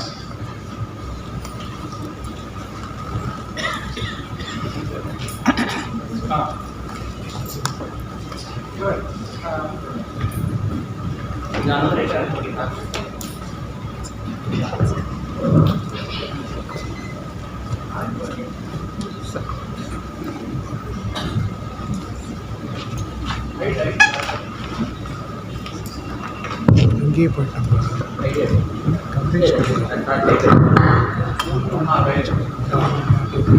Sir சொல்லுங்கள் sir. I am from cooperative audit department sir. எங்களுக்கு வந்து ஆடிட் ரிப்போர்ட் தான் பேஸு. ஏஜி இன்ஸ்பெக்ஷன் வந்து டிஸ்ட்ரிக்ட் ஃபுல்லாக இருக்கிற எல்லா ஆஃபீஸ்க்கும் வராங்க. அதில் ஊட்டியில் இருக்கிற ஆஃபீஸ் வந்து ஒரு 12 வருஷமாக ரெக்டிஃபை ஆகாமல் இருக்குது. ஊட்டியில் வந்து என்ன ஆஃபீஸ் அது? Cooperative assistant director cooperative audit office AG inspection வந்திருக்காங்க. ஓகே, அது நான் வந்து ஹெச்ஓடியில் இருக்கேன் இப்போது. ஓகே, அங்கே டிஃபெக்ட் எழுதுனது வந்து ஆடிட்டோட that is pending pendency of audit ரிப்போர்ட்ஸை வந்து கம்ப்ளீட் பண்ணணும்னு சொல்கிறாங்க. ஓகே, அது வந்து லாஸ்ட் ஒரு 10 இயர்ஸ்க்கு முன்னாடி இருந்த ரிப்போர்ட் வந்து ஒரு 10,000 இருந்ததில்ல, எல்லாம் 8,000 ஆச்சு, 2,000 பெண்டிங் இருக்குது. அது சொசைட்டியே லிக்விட் பண்ணாங்க. எங்களுக்கு கோஆபரேட்டிவ் சொசைட்டிஸ் ஆடிட் பண்ணுறோம், சொசைட்டியை லிக்விட் பண்ணிட்டாங்க, லிக்விடேட் பண்ணிட்டாங்க. சரி. ஆனால் அந்த பிளானை ரெக்டிஃபை ஆகாமே இருக்குது. ஆஸ் ஏ ஹெச்ஓடியில் நாங்கள் வந்து 40 டிஸ்ட்ரிக்ட் ஆஃபீஸில் இருந்த பேராஸும் வாங்கி எழுதி அனுப்பிச்சுட்ருக்கோம் ஏஜிக்கிட்ட. ஆனால் அந்த பர்டிகுலர் 12 இயர்ஸாக அந்த ஊட்டியோட ஆடிட் ரிப்போர்ட் மட்டும் அவங்க வந்து அதை அக்செப்ட் பண்ண மாட்டாங்க. ஏதாவது ரிப்ளை உங்களுக்கு கொடுத்துருக்காங்களா ஏன் அக்செப்ட் பண்ணல அப்படின்னு? அது சொல்ல அந்த பேரா ஷுட் பி ரெக்டிஃபைட் அசைன்மெண்ட் கொடுத்துறாங்க. ஸோ நான் ஜஸ்ட் ஒரு உட்காந்துக்கோங்க, இது வேற கேள்வி ஏதாவது இருக்கா? ஓகே. ஸோ ஜஸ்ட் ப்ரீஃபாக சொல்லிடுறேன் இந்த ப்ராசஸ் எப்படி நடக்கும் அப்படின்னு. ஆஃப்டர் தி ஆடிட் பண்ணீங்க ஒரு IR பேரா வந்து நம்ம இப்போ அதை தான் பற்றி பேசிகிட்டு இருக்கீங்க. அது என்ன ஆகுனா வந்து நீங்கள் கொடுத்த ரிப்ளையில் எங்கள் சைட்லேருந்து ஜென்ரலி என்ன இஷ்யூஸ் பார்ப்பாங்கன்னா, நீங்கள் வந்து நிறைய டைம் என்ன ஆகுனா நல்லா நீட்டாக எழுதிடுவாங்க, நாங்கள் இந்த ஒரு இஷ்யூக்கு வந்து இது எல்லாத்தையும் நாங்கள் வந்து ஆக்ஷன் எடுத்துவோம். ஆனால் சப்போர்ட்டிங் டாக்குமெண்ட் இருந்திருக்காரு. இதுதான் ஜென்ரிக், நீங்கள் பண்ணீங்கன்னு சொல்லலை.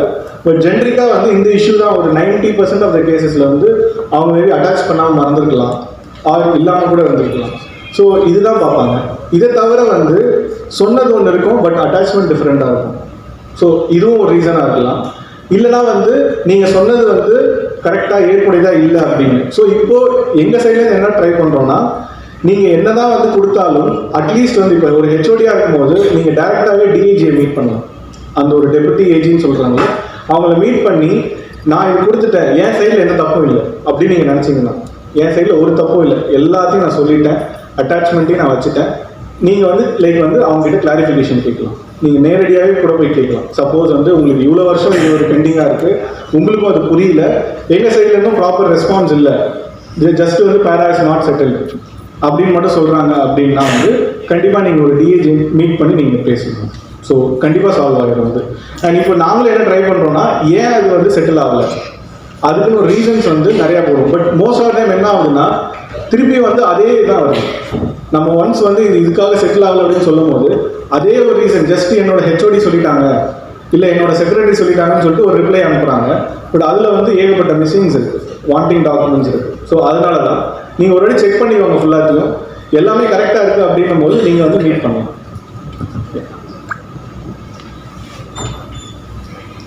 வேறு சார், இன்ஸ்பெக்ஷன் டீம் வரும்போதே ஐஆருக்கு நாங்கள் ரிப்ளை கொடுக்குறோம் சார்.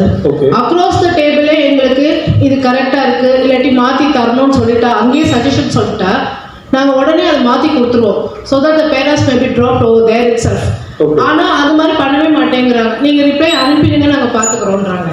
இது லைக் அவங்க முடியும் போது ஆக்சுவலி எப்படியும் அவங்க ஒரு 10 நாளாவது இருக்காங்க ஆஃபீஸ்ல.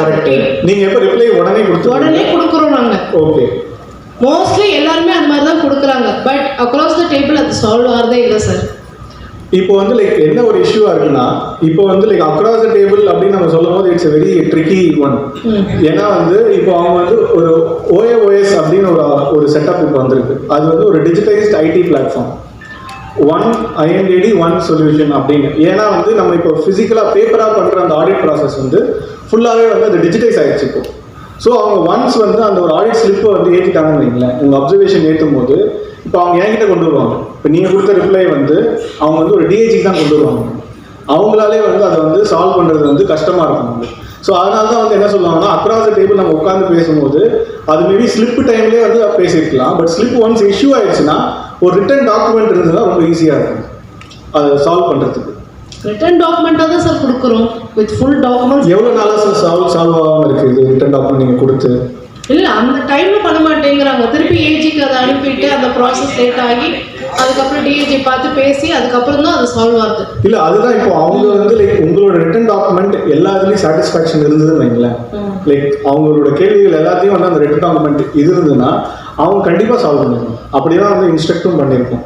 But there maybe some 1 or 2 things, ஒரு 5 பாயிண்ட் இருக்குன்னு வைங்க, நீங்கள் 3க்கு கரெக்டாக சொல்லிட்டீங்க, 2க்கு வந்து உங்களால் ஒரு பார்ஷியலாக தான் சொல்ல முடியுது, இல்லைனா வந்து உங்களுக்கு இன்ஃபர்மேஷன் தேவைப்படுதுன்னும் போது அவங்களால அதை பண்ண முடியாது.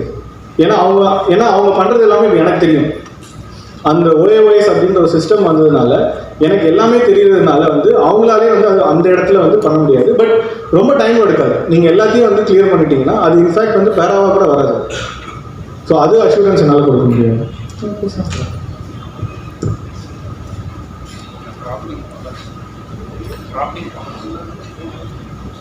நீங்கள் சொல்கிறீங்களா?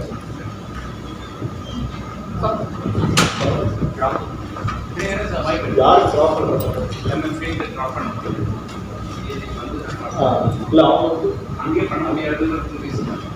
இல்லை அவர் அதான் ரீட்ரைட் பண்ணுறாரு. அந்த ட்ராப் பண்ணுற பவர்ஸ், அந்த பேராவை வந்து செட்டில் பண்ணுற பவர்ஸ் வந்து டிஐஜிக்கு தான் இருக்கும், டெப்டி ஏஜிக்கு தான் இருக்கும். அந்த டீமுக்கு வந்து ஜென்ரலி இருக்காது. அதான் ஸ்லிப்புக்கு முன்னாடியே அந்த ஒரு டிஸ்கஷன் நடந்துருச்சு அப்படின்னா கூட நம்ம பண்ணலாம்.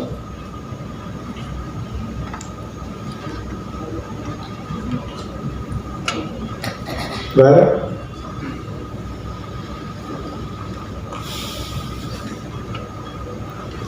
4 மணி வரைக்கும் செஷன் இருக்கு. நீங்க கேள்வி கேட்டுதான் ஆகணும். அப்பதான் காபி வரும்.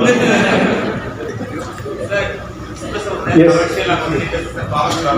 Yes sir.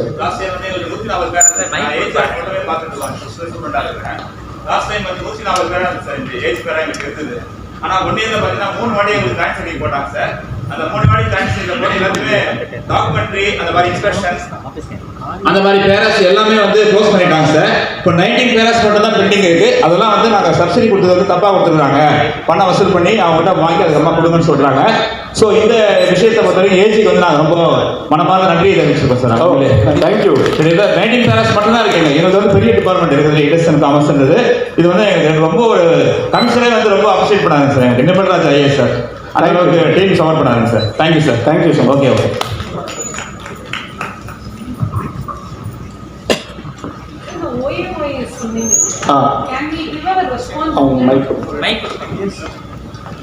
எங்களுக்கும் லாகின் இருக்குமா? இப்போ சப்போஸ் ஏன்னா we are having 350 locations டோட்டலாக ட்ரெஷரி எல்லாம் பார்த்தீங்கன்னா, ஸோ அங்கே கொடுக்குற ஸ்லிப்புக்கு நீங்கள் கொடுக்குற ரிப்ளைலாம் கேன் இட் பி இந்த OAOS system itself? So that நீங்களே டேரெக்டாக OAOS அந்த அளவுக்கு ஃபங்க்ஷனாலிட்டின்னு வரல. இப்போதைக்கு வந்து இன்டர்னலாக இருக்கிற ஒரு சாஃப்ட்வேர் தான் only to be used by the audit personnel, IND personal.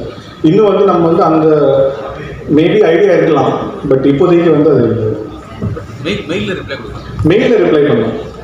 நீங்கள் அந்த சிஸ்டமில் பண்ண முடியாது. ஸோ ஜென்ரலி அதோட ஆடிட் ஸ்லிப்ஸ் என்னன்னா மெயிலில் தான் வரும் அது. ஸோ நீங்கள் மெயிலே ரெஸ்பாண்ட் பண்ணிக்கலாம். அதாவது பேப்பர்லெஸ்ஸாக போகிறதுக்கு தான் இந்த ஒரு ஆப்பர்ச்சுனிட்டி இருக்குது. Yes, we have to again enter it. Yeah.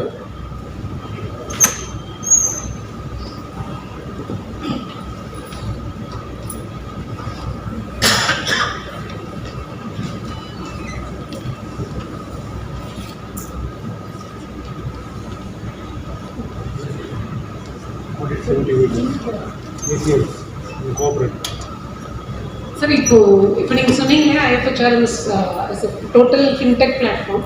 இப்போ இதில் இந்த back and operation, information security audit அதெல்லாம் நீங்கள் எடுப்பீங்களா? So that we have to be very sure of DPDP act கரெக்டாக இருக்குமா, data security and data integrity பார்ட்லாம் நம்ம கரெக்டாக பண்ணுறோமா, அந்த இதெல்லாம் whether CNAG will take up that audit?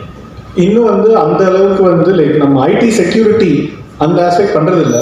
First reason ஏன்னா வந்து ஆல்ரெடி MIT வந்து ஒரு கைட்லைன்ஸ் கொடுத்து STQC அப்படின்ற ஒரு ஆர்கனைசேஷன் இருக்குது உங்களுக்கு, இல்லை standardised testing and quality certification அப்படின்னு சொல்லிட்டு ஒரு ஆர்கனைசேஷன் இருக்குது. அவங்க வந்து மோஸ்ட் ஆஃப் த கவர்மெண்ட் போர்ட்டல்ஸ்க்கு வந்து உடனே வந்து அவங்க சர்டிஃபை பண்ணிடுவாங்க. They have the competency as well as the scale. உங்களுக்கு தெரிஞ்சிருக்கோம் இல்லையா? ஸோ 6 மாதம் எடுக்கிறாங்களா? நீங்கள் எங்களுக்கு கொடுத்தீங்கன்னா 2 வருஷம் இருக்கும் பரவாயில்ல. ஸோ ஜென்ரலி வந்து லைக் ஆல்ரெடி ஒரு ஆர்கனைசேஷன் அது பண்ணிட்டு இருக்கு ஃபர்ஸ்ட் ஆஃப் ஆல் வந்து அந்த MIT அப்படின்னு. ஸோ அதனால வந்து அந்த ஒரு ஏரியாவில் வந்து இன்னும் வென்ச்சர் ஆகல. IS செக்யூரிட்டி ஆஸ்பெக்ட் வந்து ஆஸ் சச் வந்து வென்ச்சர் ஆகல.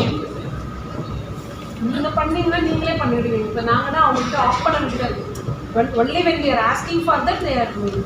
It is on request basis தான். பட் உங்களுக்கு தானே தெரியும் அது உங்கள் சர்டிஃபிகேட் எப்போ வந்து ஜென்ரலி 1 year கொடுப்பாங்க இல்லை 2 years கொடுக்குறாங்களா இப்போ? 1 year and every version change வந்து நீங்கள் போய் தான் ஆகணும். see one thing நீங்கள் அண்டர்ஸ்டாண்ட் பண்ண வேண்டியதுன்னா this is also like manpower based organization. So எங்களோட ஆடிட் பிளான் அப்படின்றதே வந்து இங்கே எத்தனை பேர் இருக்காங்களோ அத்தனை பேர் ஒரு கால்குலேட் பண்ணி ஒரு ப்ராப்பர் ரிஸ்க் அசஸ்மெண்ட் பண்ணி அதுக்கப்புறம் தான் வந்து ஒரு ஆடிட்டிங்கே நடக்குது. ஏன்னா இங்கே 100 பேர் இருக்காங்கன்னா அந்த 100 பேரால் எவ்வளோ பண்ண முடியும் அப்படின்ற ஒரு கான்செப்டில் அதே ஒரு இதில் வந்து எவ்வளோ maximum risk sensitive departments or risk sensitive issues வந்து நம்ம வந்து ஃபைனலைஸ் பண்ணலாம் இல்லை வந்து ஆடிட் பண்ணலாம் அப்படின்ற ஒரு தாட் ப்ராசஸ் தான். அண்ட் ஆஃப்டர் ஆல் வந்து it is also government organisation and you have lot of shortages also. So இருக்கிற மேன் பவருக்கு நம்ம என்ன பண்ண முடியும் அதுதான் வந்து மேக்ஸிமம் நம்ம வந்து பண்ண ட்ரை பண்ணுறோம். ஆர்டி FAC சொல்லுங்க. ஆர்டி FACக்கும் இப்போ சார் உங்களோட பாராட்டுனர் வந்து 19 பேராவை குறைஞ்சிருச்சு. எங்களுக்கு வந்து requesting Chennai AG and Madurai AG to conduct joint sitting. After 1 year ரிக்வெஸ்ட்டுக்கு பிறகு மதுரையில் ஒரு ஜாயிண்ட் சிட்டிங் என்ன டிபார்ட்மெண்ட் சொன்னீங்க? RD rural development. Okay. So மதுரையில் ஒரு 2 டிஸ்ட்ரிக்ட்டுக்கு வச்சாங்க, ஒன்லி 2 டேஸ்க்கு. அதுக்கு பிறகு சென்னையிலேருந்து எங்களுக்கு எந்த ரெஸ்பான்ஸுமே இல்லை. We been trying the past 1 year. Okay, I let the concern know. Because வந்து டில் லாஸ்ட் இயர் வந்து I was having that charge. நான் வந்து அந்த சார்ஜ் வச்சுருந்தேன் நான். நீங்கள் அப்படி ஹேண்ட் ஓவர் பண்ணும்போது செக்ரட்டரி பார்க்க வந்தபோது என்ன சொல்கிறீங்க? ஓகே. ஸோ அப்பயும் நான் ரிக்வெஸ்ட் பண்ணினேன். Okay. I let the concerned person know and we'll shortly contact. And in the joint sittings வந்து it's very very useful. And madam சொன்ன மாதிரி இல்லை சார் சொன்ன மாதிரி வந்து இது வந்து ஆடிட் கமிட்டி மீட்டிங்ஸ் அப்படின்னு சொல்லுவாங்க, ACMs. ஸோ இது ஜென்ரிக் ப்ரொசீஜர் பார்த்தீங்கன்னா வந்து டிபார்ட்மெண்ட் வந்து எங்களுக்கு இவ்வளோ பேராஸ் இருக்குது, please let us sit and discuss about it அப்படின்னு நம்ம வந்து லைக் ஒரு பிளாட்ஃபார்ம் ஒரு மெக்கானிசம் தான் அது. இதை வந்து மேக்ஸிமம் யூட்டிலைஸ் பண்ணுறது இப்போ அவர் சொன்ன மாதிரி இண்டஸ்ட்ரி அண்ட் இது அந்த டிபார்ட்மெண்ட் அண்ட் எனக்கு தெரிஞ்ச ரெஜிஸ்ட்ரேஷன் டிபார்ட்மெண்ட் ஆல்சோ வந்து இப்போ நிறைய வந்து அவங்க வந்து ரெடியூஸ் பண்ணியிருக்காங்க. And health or education also வந்து ஒரு 2 இயர்ஸ் பேக் வந்து நல்லா நிறைய செட்டிங்ஸ் வந்து நடந்தது. ஸோ நீங்கள் உங்கள் ஹெச்ஓடியாக இருக்கும்போது நீங்கள் வந்து நீங்களே வந்து லைக் உங்கள் ஆஃபீஸ்லேருந்து லைக் உங்களுக்கு மந்த்லி ரிட்டர்ன் ஆச்சு வரும் இல்லையா எத்தனை பேராஸ் இருக்குன்னு. So you can directly right at any time. நீங்கள் வந்து அந்தந்த கன்சர்ன் DAGக்கோ இல்லை AG ஆஃபீஸ்க்கோ வந்து நீங்கள் எழுதி இல்லை ஒரு வாட்டி மீட் பண்ணி நீங்கள் ஒரு ஷெட்யூல் மாதிரி கூட போட்டுக்கலாம். ஓகே, லைக் இந்த மந்த் வந்து நம்ம இந்த ஆஃபீஸஸ் மட்டும் நம்ம கவர் பண்ணலாம், இல்லை ஒரு direction north west south east அப்படி கூட நீங்கள் போய்க்கலாம். So it's up to you. And அதை நீங்கள் எவ்வளோ எஃபெக்டிவாக யூஸ் பண்ணுறீங்களோ வந்து. அண்ட் ஒன் மோர் திங், எல்லாருமே ஒரே டைமில் வந்தால் அதுக்கு ஒரு க்யூ ஆகிடும். ஸோ அதையும் நம்ம பார்த்துக்கணும். ஏன்னா வந்து like all of you come at the same time இருக்கும்போது இங்கே வேரியஸ் ஆக்டிவிட்டீஸ் நடந்துட்டு இருக்கும். இந்த நார்மல் ஆடிட்டிங் கேலண்டர் அது போயிட்டு இருக்கும், as well as other activity. So இதுக்கும் வந்து நம்ம ப்ரையாரிட்டி கொடுக்கும்போது அது வந்து ஒரு ப்ரையாரிட்டி பேஸ்டாக இருக்கும். ஸோ ஹெச்ஓடியாக இருக்கும்போது நீங்கள் டேரெக்டாக வந்து லைக் நீங்கள் மேபி நீங்கள் வரப்போனாலும் ஒரு ஃபோன்லேயாவது நீங்கள் பேசி நான் அனுப்புகிறேன், நம்ம ஒரு ஷெட்யூல் நம்ம போட்டுக்கலாம், நம்ம வந்து we can sit and clarify or reduce these paras அப்படின்னாலும் it's a good opportunity for you. But I'll share your concern. அங்கே மைக்.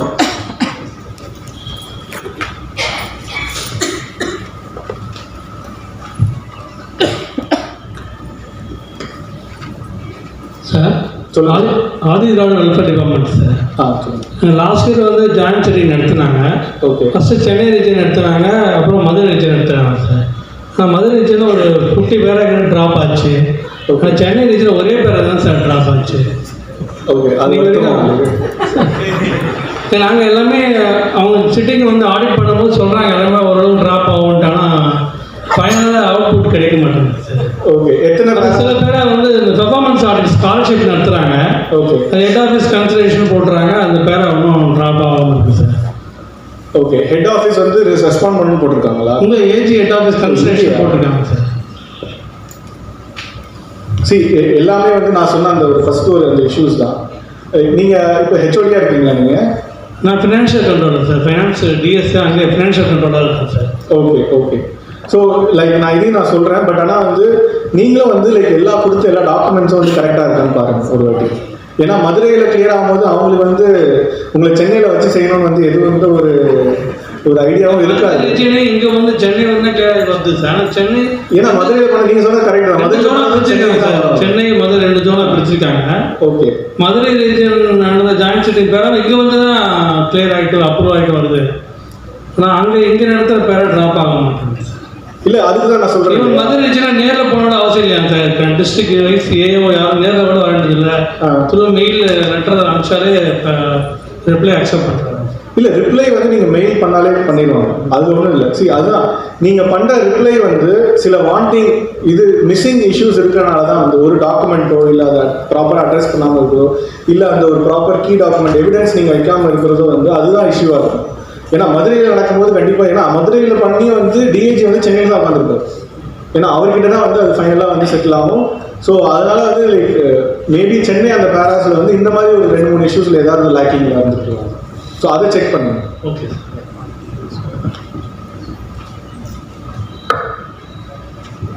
அங்கே அக்ரிகல்ச்சர் இன்ஜினியரிங் டிபார்ட்மெண்ட் சார்.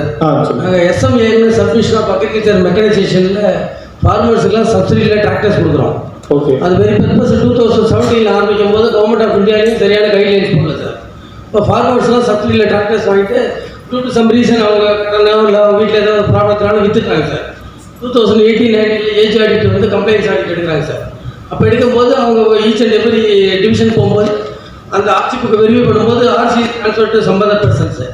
அப்போ அந்த very purpose of the scheme was not implemented by the agriculture department அப்படின்னு போட்டு அதில் responsible பர்சன்ஸ்னு போட்டு இந்த amount to be collected from the farmers, otherwise the persons இந்த ஆஃபீஸர்ஸ் யார் ரெஸ்பான்சிபிளோ அவங்கள்ட்ட இருந்து ரெக்கவரி பண்ணுங்கிற மாதிரி ஆடிட் அப்டேட் செய்யிட்டு விட்டாங்க சார் 8 டிஸ்ட்ரிக்டில். அது பெரிய பேரப் ஆகி பார்த்தீங்கன்னா எல்லாருக்கும் ஈச் அண்ட் எவ்ரி ஸ்டாஃபுக்கு ஒரு 50 lakhs 60 lakhs வர ஆரம்பிச்சுட்டு அவங்க ரிட்டையர்மெண்ட் போது பார்த்தீங்கன்னா எல்லாருக்கும் டிசிஆர்ஜி வித்ஹோல்டு பண்ணிட்டோம். அது வந்து பாராசுக்கு நாங்கள் வந்து அது வெரி பர்பஸ் ஆரம்பிச்சதுனால கவர்மெண்ட் ஆஃப் இந்தியா கைட்லைன் சரியாக இல்லை. இப்போ தான் we are framing the guidelines. இப்போ வந்து நாங்கள் அதை ஸ்டிக் பண்ணிட்டோம், நாங்கள் ஆர்சியில் என்டாஸ்மெண்ட் பண்ணுறோம் அப்படிங்கிற மாதிரிலாம் பதில் கொடுத்தோம் சார் ஏஜிக்கு. ஆனால் they won't accept the reply and they forward to PSC. கமிட்டிக்கு போயிட்டு சார், கமிட்டிக்கு போனவொன்னே அந்த யார் ரெஸ்பான்சிபிள் பர்சன்ஸோ அவங்கள்ட்ட ரெக்கவரி பண்ணுங்க இல்லை சஸ்பெண்ட் பண்ணுங்கன்னு ஃபஸ்ட்டு பிஎஸ்சி கமிட்டிக்கு சொல்லிட்டாங்க சார். அப்புறம் they will Khan to court sir. எல்லா இண்டிவிஜுவல்ஸும் அதில் யாராவது ரிட்டையர்மெண்ட் வராங்களோ அவங்களாம் கோர்ட்டுக்கு போயிட்டாங்க சார். அப்போ ஃபார்மர் பண்ணுறதுக்கு அவங்க விற்கிறதுல வந்து நாங்கள் எப்படி ரெஸ்பான்சிபிள் ஆக முடியும்? நாங்கள் ஈச் அண்ட் எவ்ரிடே போய் அவங்க டிராக்டர் வச்சுருக்காங்களா நாங்கள் ஃபாலோ பண்ண முடியும்? அப்போ அவங்க என்ன கேள்வி கேட்குறாங்க, AG authority to write the individuals அந்த ஸ்டாஃபுக்கு ரெக்கவரி போடுங்கிற மாதிரி ஏஜி எழுத முடியுமா அப்படிங்கிற மாதிரி அப்போ ஒரு கொஸ்டின் வந்து sir. But nobody can answer for such question sir. But இப்போ பிஎஸ்சியில் என்ன சொல்லியிருக்காங்க, கண்டினியூஸாக போய் ஃபாலோ பண்ணோடனே இண்டிவிஜுவல்ஸை வந்து எப்படி நீங்கள் ஸ்டாஃப் ரிட்டையர் ஆகும்போது அவங்களுக்கு கிடைக்க போகிற கிராஜுவேட்டி கம்பெனிஷன் ஒரு 20 லட்சம் 30 லட்சம் தான். அதை பேஸ் பண்ணி தான் அவங்க பையனோட ஸ்டடீஸோ இப்போ பொண்ணோட கல்யாணத்துக்கு வச்சுருக்கும் போது இப்போ சேர்மன் பிஎஸ்சி சேர்மன் இன்னொன்று அந்த பர்சன்ஸை யாரையுமே ரெஸ்பான்சிபிள் பண்ணக்கூடாது, ரிட்டையர் அப்படின்னு சொல்லி ஒரு டைரக்ஷன் கொடுத்தாரு சார். அது ஒரு 2022 கடுமையான போராட்டத்துக்கு பிறகு அது வரைக்கும் எல்லாருக்கும் டிசிஆர்சி வித்தோடு போட்டோம் சார். ரிட்டையர்மெண்ட் போது எல்லாரும் 40 lakhs 30 lakhs. இது சம்மந்தமாக சார் உங்களோட கருத்து என்னென்னா, ஏஜ் எப்போது வந்து இந்த very purpose of the scheme was not implemented by the department தான் ரெக்கமெண்ட் எழுதுவாங்க சார். அந்த வருஷம் மட்டும் என்ன ஆகிட்டாங்க, இந்த amount to be recovered from the farmers, otherwise the persons who are responsible for the implementation of schemes to be ரெக்கவர்டுன்னு ஆகிட்டாங்க. அதனால இந்த ஏஜியோட பைண்டிங்ஸை பேஸ் பண்ணி எல்லா அஃபிஷியல்ஸுமே நாங்கள் ஏன்னா ஏஜி பைண்டிங்ஸ் இப்படி இருக்கும்போது நாங்கள் ரிட்டையர்மெண்ட் பண்ண விடலை சார். அப்போ இண்டிவிஜுவல்கிட்ட எத்தனை பேருக்கு யாராக மாட்டாங்க ரிட்டையர்மெண்ட் வரும்போது அவங்கள்ட்ட பிடிக்க ஆரம்பிச்சிட்டோம். இது மாதிரி ஒரு பைண்டிங்ஸ் எழுதுறாங்களே சார், அது ஏஜியோட இதில் வருதா சார்? ஏன்னா ஸ்டாஃப் இப்போ ஸ்கீமோட இம்ப்ளிமெண்டேஷனாக பெர்ஃபார்மன்ஸ் ஆடிட்லையும் கம்ப்ளைண்ட்ஸ் ஆடிட்லையும் பார்ப்பாங்க. இது மாதிரி ஸ்டாஃபை டேரெக்டாக இது பண்ணி எழுதுனது அந்த 5 ரிப்போர்ட்டில் எங்கள் ஒரு டிபார்ட்மெண்ட் மட்டும் தான் அப்படி எழுதியிருந்தாங்க. நான் கேள்விப்பட்டேன் சார், அது சாரோட கருத்து. ஸோ உங்கள் கொஸ்டின் புரியுது. இது வந்து நான் வந்து ஒரு பெர்ஸ்பெக்டிவ் நான் சொல்கிறேன். லைக் ஃபர்ஸ்ட் ஆஃப் ஆல் நீங்கள் வந்து லைக் அந்த மாதிரி ஒரு பேரா போட முடியுமா, ரிக்கவரி போட முடியும்னா கண்டிப்பாக முடியும் ஃபர்ஸ்ட் ஆஃப் ஆல். ஏன்னா வந்து நம்ம வந்து நீங்கள் பார்த்துருப்பீங்க, நம்ம வந்து லைக் சும்மா வந்து லைக் அந்த ஒரு ஸ்கீம் வந்து வேஸ்ட்ஃபுல்லாக ஆயிடுச்சு, அதுவும் தாண்டி வந்து இது வந்து லைக் இந்த ஒரு அஃபிஷியல் வந்து இது சரியாக இது செய்யலை அப்படின்ற ஒரு ப்ரூஃப் இருந்ததுன்னா கண்டிப்பாக வந்து லைக் இந்த அஃபிஷியல் கிட்ட வந்து ரெக்கவர் பண்ணுங்க, அது வந்து அந்த ஒரு செலவினம் வந்து போயிருக்கோம் இல்லை கண்டிப்பாக அதெல்லாம் போடலாம். ஸோ அதில் வந்து ஒரு எந்த மாற்றமும் இல்லை. ஸோ இதில் நான் வந்து உங்களுக்கு ஹெச்ஓடியாக இருக்கும்போது சொல்லிக்கிறேன், ஏஜி வந்து லைக் சொல்லும் போது அதோட டாக்குமெண்ட்ஸ் பார்த்து என்கொயரி பண்ணுறது வந்து it's the responsibility of the department. ஓகேவா? நீங்கள் அவங்களை ரிட்டையர் பண்ணணுமா பண்ணக்கூடாதா அப்படின்ற வந்து லைக் நீங்கள் 22 வரைக்கும் ஃபெஸ்டர் ஆகணுன்ற ஒரு வாய்ப்பே தேவையில்லை. அந்த ஒரு ஆப்பர்ச்சுனிட்டிக்கு நீங்கள் விடாதீங்க. ஒன்ஸ் வந்து ஏஜி வந்து ஒரு பாயிண்ட் பண்ணுறாங்க, லைக் அவங்க போகிறாங்க. அண்ட் இதில் வந்து ஏஜிக்கு தெரிஞ்சது வந்து லைக் அவங்களுக்கு என்ன பார்த்துருப்பாங்க, 17 பண்ண ஸ்கீம் 18 பார்த்தா டிராக்டர் வேறு யாருக்கும் இருக்கும். ஸோ ஆப்வியஸாக ஒரு சஸ்பிஷன் வரும், ஒரு இஷ்யூ வந்து வரும். ஸோ ஏஜி என்ன சொல்லுவாங்க, ஆஃபீஸர்ஸை வந்து கண்டுபிடிங்க, யார் இதுக்கு ரெஸ்பான்சிபிளோ அவங்கள ஃபிக்ஸ் பண்ணுங்க, அக்கௌண்டபிலிட்டி பாருங்க. So it is up to the HODs or departments or secretaries to go in to the depth of the matter. ஏன்னா அப்போ வர அந்த 2 வாரத்தில் வந்து அவங்களால ஒரு இண்டிகேட்டிவாக தான் கொடுக்க முடியும். அண்ட் கண்டிப்பாக வந்து ஒரு ஏஜியோட பேரா எப்போவுமே வந்து ஒரு டாக்குமெண்ட் இருக்கும். நீங்கள் அதில் வந்து லைக் வந்து நீங்கள் செக் பண்ணாலும் பண்ணி பாருங்கள், ஏஜி ஒரு லைன் எழுதினாங்கன்னா அதில் வந்து ஒரு பேக்கிங் டாக்குமெண்ட் கண்டிப்பாக இருக்கும். ஸோ ஏஜியோட பேரா என்னன்னு பார்த்துட்டு அதை பேஸ் பண்ணி நீங்கள் ஒரு என்கொயரி ஸ்டார்ட் பண்ணலாம், டிபார்ட்மெண்ட் கண்டிப்பாக ஸ்டார்ட் பண்ணலாம். அண்ட் நீங்கள் வந்து சாட்டிஸ்ஃபை ஆகி எஸ் இவர் தப்பு பண்ணியிருக்காரு அப்படின்ற போது நீங்கள் அதுக்கு தகுந்த நடவடிக்கை கண்டிப்பாக எடுக்கலாம். பட் அதை விட்டுட்டு ஏஜி பேரா இருக்கு, நான் டேரெக்டாக வந்து ஒரு செக்ஷன் 79 ஏதாவது போட்டுருவேன் அப்படின்றது வந்து it is a short sighted, என்னோட பார்வையில் வந்து it's very short sighted. So my request is after AG has set something please going to it. ஏன்னா வந்து அவங்க வந்து அந்த லிமிட்டட் டைமில் நிறையா பார்த்துருப்பாங்க. அதையும் தாண்டி வந்து நீங்கள் வந்து அந்த டெப்த் ஆஃப் இஷ்யூ போகும்போது தான் இண்டிவிஜுவலாக யார் ரெஸ்பான்சிபிள் அப்படின்னு வந்து உங்களால் கண்டுபிடிக்க முடியும்.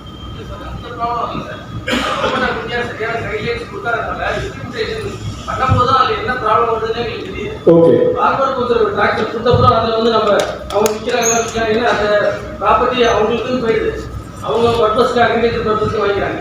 அது அவங்க என்ன எழுதி கொடுக்குறாங்க, நீங்கள் எங்களுக்கு கொடுத்துட்டீங்க, அவங்களுக்கு எந்த வித ஒரு இதுவும் கொடுக்கல எங்களுக்கு. அப்புறம் தான் அதுக்கப்புறம் அக்ரிமெண்ட்ஸ் எல்லாம் போட ஆரம்பிச்சேன் சார். அப்புறம் ஆர்சியை பிரிச்சு பண்ண ஆரம்பிச்சு, விற்க முடியாமல் இப்போ பண்ணிட்டோம்.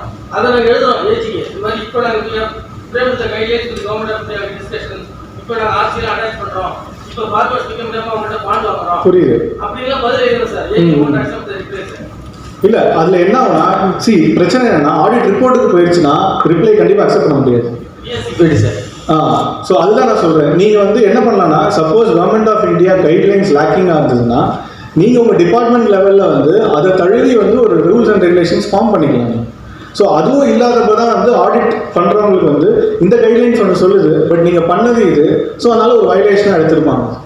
ஸோ நீங்கள் சீக்கிரமாகவே அது ரிப்ளை பிஎஸ்சி போகிறதுக்கு முன்னாடி நான் தான் சொல்கிறேன் இல்லையா, மினிமம் 1 year ஆகிடும். இந்த ஒரு பேரா எடுத்து அட்லீஸ்ட் வந்து ஆடிட் ரிப்போர்ட் ஆகிறதுக்கு வந்து ஒரு 1 year ஆகிடும். இல்லை ஏஜி இந்த ரிப்போர்ட் என்ன பண்ணா சார், நாங்கள் we can frame with rules and regulations. So அந்த ஒரு இஷ்யூ இருக்குது. So it's thankful to AG. ஏன்னா இப்போ வந்து எந்த பார்னாலையும் விற்க முடியல, உள்ள வேணா கடலில் கொடுத்து வேணா பண்ணிக்கலாம், ஒரே 4 வருஷத்துக்கு விற்க முடியாதுங்கிற மாதிரி ஃப்ரேம் பண்ணிட்டோம். அதே மாதிரி பாண்ட் அக்ரிமெண்ட் வாங்குறோம், அது மாதிரி பண்ணுறோம் sir. Thank you sir. Sir AG sir என்ன சொல்கிறாருன்னா, இந்த ரிப்ளையை வந்து நீங்கள் ஏஜிக்கு அனுப்புறதை விட ஆக்ஷன் டேக்கன் நோட் அப்படின்னு சொல்லி நீங்கள் வந்து பிஎஸ்சிக்கு வித் காப்பி டு ஏஜி நீங்கள் கொடுத்தீங்கன்னா அது யூஸ்ஃபுல்லாக இருக்கும்.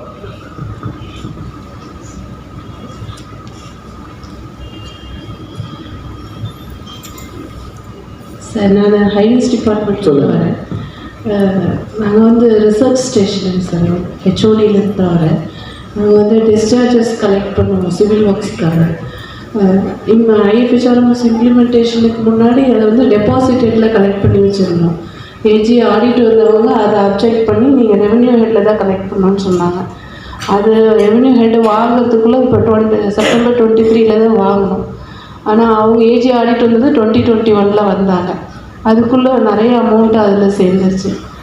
இப்போது வந்து அவங்க அந்த பேரை வந்து எலிவேட்டட் டு பிஎஸ்சி அவங்க வந்து என்ன சொல்கிறாங்க, நீங்கள் ரெஸ்பான்சிபிலிட்டி ஃபிக்ஸ் பண்ணுங்கள் அப்படிங்கிற மாதிரி கேட்குறாங்க. இப்போ என்னென்னா, இப்போ அதில் மோர் தென் 100 crores அமௌண்ட் வந்து டெபாசிட்டில் இருக்குதுங்க சார். இப்போ அதை வந்து நாங்கள் கவர்மெண்ட்டுக்கு அப்ரூவலுக்கு வாங்கணுமா, இல்லை டைரெக்டாக நாங்களே ஏஜி அப்ரோச் பண்ணி டிரான்ஸ்பரண்ட் போட்டுக்கலாமா? இல்லை, நீங்கள் கவர்மெண்ட் லெவலில் நீங்கள் போகணும். பிஎஸ்சிக்கு போயிடுச்சுனாவே வந்து they will expect a reply from the government R the departmental secretary concern. But இந்த பேரா ஞாபகம் இருக்காது, என்ன பேரா என்னால் பட் இது பிஎஸ்சி வரைக்கும் போயிருக்கா சார்? இப்போ கவர்மெண்ட்டுக்கு ரெக்கமெண்ட் பண்ணணுன்னா அவங்க வந்து நிறைய கிளாஸஸ் வந்து டெப்த்தாக ரெஃபர் பண்ணணும் நீங்கள், அப்போ தான் வந்து நாங்கள் ரெக்கமெண்ட் பண்ணுவோம் அப்படின்றாங்க. கவர்மெண்ட் வந்து உங்களுக்கு சொல்லியிருக்காங்களா? ஆமாங்க சார். இல்லை, நாங்கள் ஓரல் டிஸ்கஷன் தான் கேட்டோம். நீங்கள் டீட்டெயிலாக எங்களுக்கு எக்ஸ்பிளைன் பண்ணோம் அப்படின்னா, இப்போ தமிழ்நாடு ஃபுல்லாக கலெக்ட் பண்ண டெஸ்ட் சார்ஜஸ்ங்க சார். தமிழ்நாடு ஃபுல்லாக நான் எங்களுக்கு ஹெச்ஓடிக்கு வந்து சிங்கிள் அக்கௌண்ட்ஸ் ஆஃபீஸர் தான். தமிழ்நாடு ஃபுல்லாக ரெக்கன்சில் பண்ணுறதுக்கான வாய்ப்பு குறைவு. நாங்கள் ஏஜிக்கிட்ட இருந்து தான் டீட்டெயில்ஸ் வாங்கணும். அக்ராஸ் தமிழ்நாடு எல்லா டிடிஓ கோட்லேயும் கலெக்ட் ஆகிருக்கு. இப்போ அவங்க டீட்டெயில் ரிப்போர்ட் கேட்டாங்கன்னா நாங்கள் அதை கொடுக்கறது கஷ்டம் சார். ஒவ்வொரு டிஸ்ட்ரிக்ட்லேயும் ஒவ்வொரு மந்த்தில் எவ்வளோ அமௌண்ட்டுன்னு தெரியும், பட் ஆனால் யார் யாருக்கு எவ்வளோ அப்படின்னு தெரியாது. ஏன்னா மினிமம் 110 எக்ஸிக்யூஷன் டிவிஷன்ஸ் வந்து பணம் கட்டுறாங்க எங்களுக்கு அக்ராஸ் தமிழ்நாடு. இப்போ அதுதான் என்ன பண்ணுறதுன்னு யோசனையாக இருக்குங்க சார்.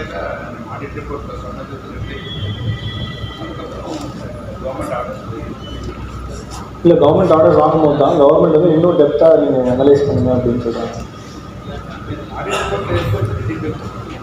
இது சார் என்ன சொல்கிறாருன்னா, நீங்கள் ஃபஸ்ட்டு ஆடிட் ரிப்போர்ட்டில் இருக்கிறத வந்து ப்ராப்பராக ரீசன்ஸ் அது கண்டுபிடிச்சி அது எவ்வளோ அதெல்லாம் என்ன பண்ணலாம் அப்படின்ற டீட்டெயில்ஸ் நீங்கள் ஃபஸ்ட்டு கொடுத்தாலே ஒரு இனிஷியல் ஸ்டெப்பாக இருக்கும். அது நீங்கள் புதுசாக வந்து ஆஸ் ஆன் டேட் நீங்கள் வந்து லைக் திருப்பியும் ஆடிட் பண்ணதே பண்ணாமல் ஆடிட் என்ன ஆல்ரெடி பண்ணியிருக்கோம் அதுக்கு நீங்கள் வந்து டீட்டெயில்ஸ் வாங்கிக்கலாம் அப்படின்னு. அதாங்க சார், இப்போ க்ளோசிங் பேலன்ஸ் 31/8 வரைக்கும் நாங்கள் வாங்கிட்டோம் சார். ஓகே, அது ஏஜிக்கிட்ட இருந்தே வாங்கியிருக்கோம். அதேவே வச்சு நாங்கள் ப்ரெசென்ட் பண்ணிடலாங்க sir government.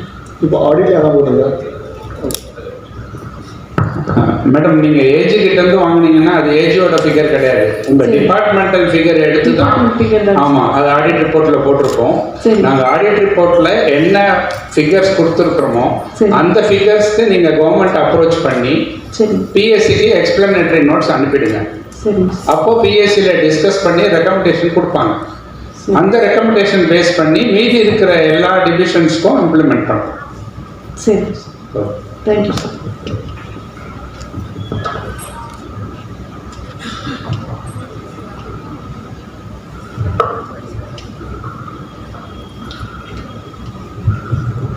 Sir, do AG have any e-mission team with you? E-mission? IT team மாதிரி கேட்குறீங்க? அந்த மாதிரி இருக்காங்க. ஸோ எனி ஸ்கீம்ஸ் நாங்கள் ஆரம்பிக்கிறதுக்கு முன்னாடி any clarification or opinion may be solve with you so that this audit points எல்லாமே நாங்கள் வந்து எவேட் பண்ண முடியும்ல sir according to your rule. So நாங்கள் முன்னாடி இல்லை பிஃபோர் தட் சார் நாங்கள் எல்லாத்தையுமே இது பண்ணிட்டோம்னா it will be easy for us to run the scheme smoothly. Yeah, so I'll address it. First of all, conceptually ஒன்று சொல்லிடுறேன். There are two types of audit. Internal audit அப்படின்னு ஒன்று இருக்கு, external audit அப்படின்னு ஒன்று இருக்கு. Internal audit வந்து உங்கள் ஆர்கனைசேஷன்லேயே இப்போ வந்து கோஆபரேட்டிவ் ஆடிட், மில்க் ஆடிட் இல்லை டிபார்ட்மெண்டல் ஆடிட் நிறையா நடக்கும். ஸோ அது வந்து டிபார்ட்மெண்ட்குள்ளேயே வந்து நாங்கள் ஃபஸ்ட்டு சரி செஞ்சுக்கிறோம் அப்படின்னு அவங்க சொல்கிறது. எக்ஸ்டர்னல் ஆடிட் ஏன் இருக்குன்னா வந்து அவங்க வந்து ஃபர்ஸ்ட் ஆஃப் ஆல் வந்து இண்டிபெண்ட்டாக இருப்பாங்க. உள்ளுக்குள்ளே நீங்கள் எடுக்கிற டிசிஷன்ஸில் வந்து பங்கேற்றுக்கவே மாட்டாங்க. அப்படி இருக்கும்போது தான் வந்து ஒரு கான்ஃப்ளிக்ட் ஆஃப் இன்ட்ரெஸ்ட் வராது. இப்போ நான் வந்து உள்ளே இருக்கேன்னு, நான் அந்த ஈட்டிங் ஹெட்டு, நீங்கள் வந்து ஒரு ஐடி இது போடுறீங்க, நான் வந்து லைக் ஒரு விஷயத்தை சொல்லும் போது நானே திருப்பி ஆடிட் பண்ணுறது வந்து it will be conflict of interest on my side. So அதனால தான் எப்பவுமே வந்து external auditors or independent auditors அவங்க வரும்போது வந்து அது அவங்க உள்ளுக்குள்ளே இருக்க மாட்டாங்க. பட் நீங்கள் வந்து ஒரு ஒப்பீனியனாக கேட்கலாம், நாங்கள் இந்த மாதிரி பண்ண போகிறோம், உங்களுக்கு ஏதாவது வந்து experiences or related audit observations இருக்கா அப்படின்னு கேட்கும்போது அது ஒரு அப்சர்வேஷனோ இல்லை அந்த மாதிரி தான் வருமே தவிர உங்களுக்கு உள்ள உட்காந்து அந்த ஒரு ஸ்டியரிங் கமிட்டியோ அந்த மானிட்டரிங் அதை பற்றி நாங்கள் கேட்கல. ஒப்பீனியன் அது மாதிரி நீங்கள் அனுப்புங்க. பட் இதை மட்டும் ஞாபகம் வச்சுக்கோங்க, நீங்கள் கேட்குற கேள்வியில இருந்தால் வந்து பதிலும் நீங்கள் வந்து இது எப்படி பண்ணலாம் அப்படின்னு கேட்டிங்கன்னா கண்டிப்பாக பதில் வராது. ஓகே, இதில் வந்து ஆடிட் ஆங்கிளில் வந்து லைக் நீங்கள் எக்ஸ்பீரியன்ஸ் இருக்கா, நீங்கள் மற்ற ஸ்டேட்டில் ஏதாவது பார்த்துருக்கீங்களா அந்த மாதிரி நம்ம கேட்கும்போது கண்டிப்பாக வரும். Okay sir.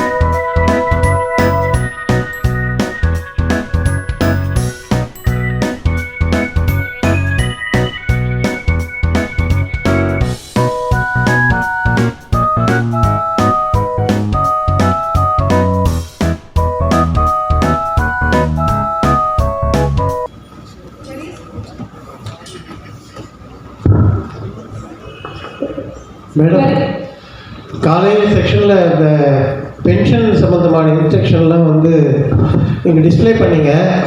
அது வந்து மெயிலாகவோ பிடிஎஃபாகவோ ஏதாவது கிடைச்சா எங்களுக்கு ஃபர்தராக அதை எக்ஸிக்யூட் பண்ணுறதுக்கு சௌகரியமாக இருக்கும். அது மாதிரி ஏதாவது செய்து தர முடியுமா? நீங்கள் உங்கள் மெயில் ஐடிஸை கொடுத்துருந்தீங்கன்னா அதை அனுப்பிடுங்க. காலையில் ரிஜிஸ்ட்ரேஷன் பண்ணும்போதே கொடுத்துருக்கோம். Okay. We'll mail the materials to the mail IDs which were provided in the morning registration sessions. இன்னொரு கொஸ்டின் மேடம், நான் டபிள்யூஆர்டிலேருந்து வந்திருக்கேன். ஏஓ ஒருத்தர் வந்து 10 வருஷத்துக்கு முன்னாடி ரிட்டையர் ஆகி பென்ஷன் வாங்கிட்டு இருக்காரு. அவர் வந்து இன்னொருத்தரோட கம்பேர் பண்ணி இப்போ எனக்கு வந்து பென்ஷன் ரிவைஸ் பண்ணணும் அப்படின்னு சொல்லி அப்ளிகேஷன் கொடுக்குறாரு. நீங்கள் மார்னிங் செஷனில் சொல்லும்பொழுது அந்த மாதிரி வரும்போது டேரெக்டாக ட்ரெஷரியோ ஏஜியோ அனுப்பாமல் நீங்கள் அதை வாங்கி கம்பேரிட்டிவ் ஸ்டேட்மெண்ட்லாம் பண்ணி அதுக்கப்புறம் தான் ப்ரப்போஸ் பண்ணணும் அப்படின்னு இன்ஸ்ட்ரக்ஷன் காமிச்சிங்க. ஸோ அது மாதிரி பண்ணும்போது பார்த்தீங்கன்னா அவர் ஒர்க் பண்ண பீரியடில் இருந்த ஆஃபீஸே க்ளோஸ் ஆகி அது மெர்ஜ் ஆகி அவங்களுடைய எஸ்ஆர் மட்டும்தான் அவைலபிளாக இருக்குது. அப்படி இருக்கும்போது நாம் அதை எப்படி எக்ஸிக்யூட் பண்ணி இப்போ இருக்கிற ஐஎஃப்ஹெச்ஆர்எம் ஸ்டேஜில் அதை ப்ளே பண்ண முடியும்? ஒரு 10 வருஷத்துக்கு முன்னால் இப்போ எந்த பென்ஷன் வாங்கிட்டு இருக்காரு. ஓகே, ரிட்டையர்டு பென்ஷன் வாங்கிட்டு இருக்காரு. ஃபஸ்ட்டு என்னென்னா அவர் யார் கூடயோ கம்பேர் பண்ணி அதை தான் கேட்குறாரு. அது வந்து ஃபேக்சுவலாக கரெக்டானது நீங்கள் என்ஷூர் பண்ணிக்கணும். சரி, அப்படி என்ஷூர் பண்ணிட்ட பிறகு இப்போ டிபார்ட்மெண்ட்டு மெர்ஜா ஏதோ ஒரு டிபார்ட்மெண்ட்டில் இருப்பாரு. ஆமாம், அந்த டிபார்ட்மெண்ட் மூலமாக ஃபார்வர்ட் பண்ணணும். இல்லை சார், டிபார்ட்மெண்ட் எங்களுக்கு தான் மெர்ஜ் பண்ணியிருக்காங்க. சரி. ஆனால் அதுக்கு அந்த அக்கௌண்ட் ஆப்ரேட் பண்ணக்கூடிய இதுவே இல்லையே, க்ளோஸ்டு. அது ஒன்ஸ் ஃபார் ஆல் டாக்குமெண்ட்டை மட்டும் கொடுத்துட்டாங்க. அதெல்லாம் அவரோட இண்டிவிஜுவல் எஸ்ஆர் மட்டும் தான் இருக்குது சார். இண்டிவிஜுவல் எஸ்ஆர் இருக்குது சார். ஆமாம், there is a plea from that individual. சரிங்களா? அவர் வந்து எனக்கு வந்து எக்ஸுன்ற ஒருத்தரோட கம்மியாக இருக்குது. எக்ஸு வந்து எவ்வளோ இதே மாதிரி ஒர்க் பண்ணார். ஏன்னா நாங்கள் ஒரு காலேஜில் சொன்னோம் கம்பேரிசன் பார்த்துச்சு. 2 பேர் ஜாயின் பண்ண டேட்லேருந்து எல்லாத்தையும் ஈவெண்ட்ஸ் எல்லாம் மேட்ச் பண்ணி ஸ்டில் இஃப் யூ ஆர் உங்களுக்கு கம்ஃபர்டபுளாக, ஆமாம் கரெக்டு, அவர் கேட்குற கேள்வி நியாயம், அவருக்கு எலிஜிபிள் நீங்கள் நினச்சிங்கன்னா இப்போ உங்களுக்கு எந்த டிபார்ட்மெண்ட் இருக்குது உங்கள்கிட்ட தான் நீங்கள் ஃபார்வர்ட் பண்ணலாம். அது வந்து கஷ்டம் உங்களுக்கு. இல்லை சார், அந்த கன்சர்ன் ஆஃபீஸே க்ளோஸ் ஆகிடுச்சு சார். ஆஃபீஸை க்ளோஸ் பண்ணுறீங்க சார்.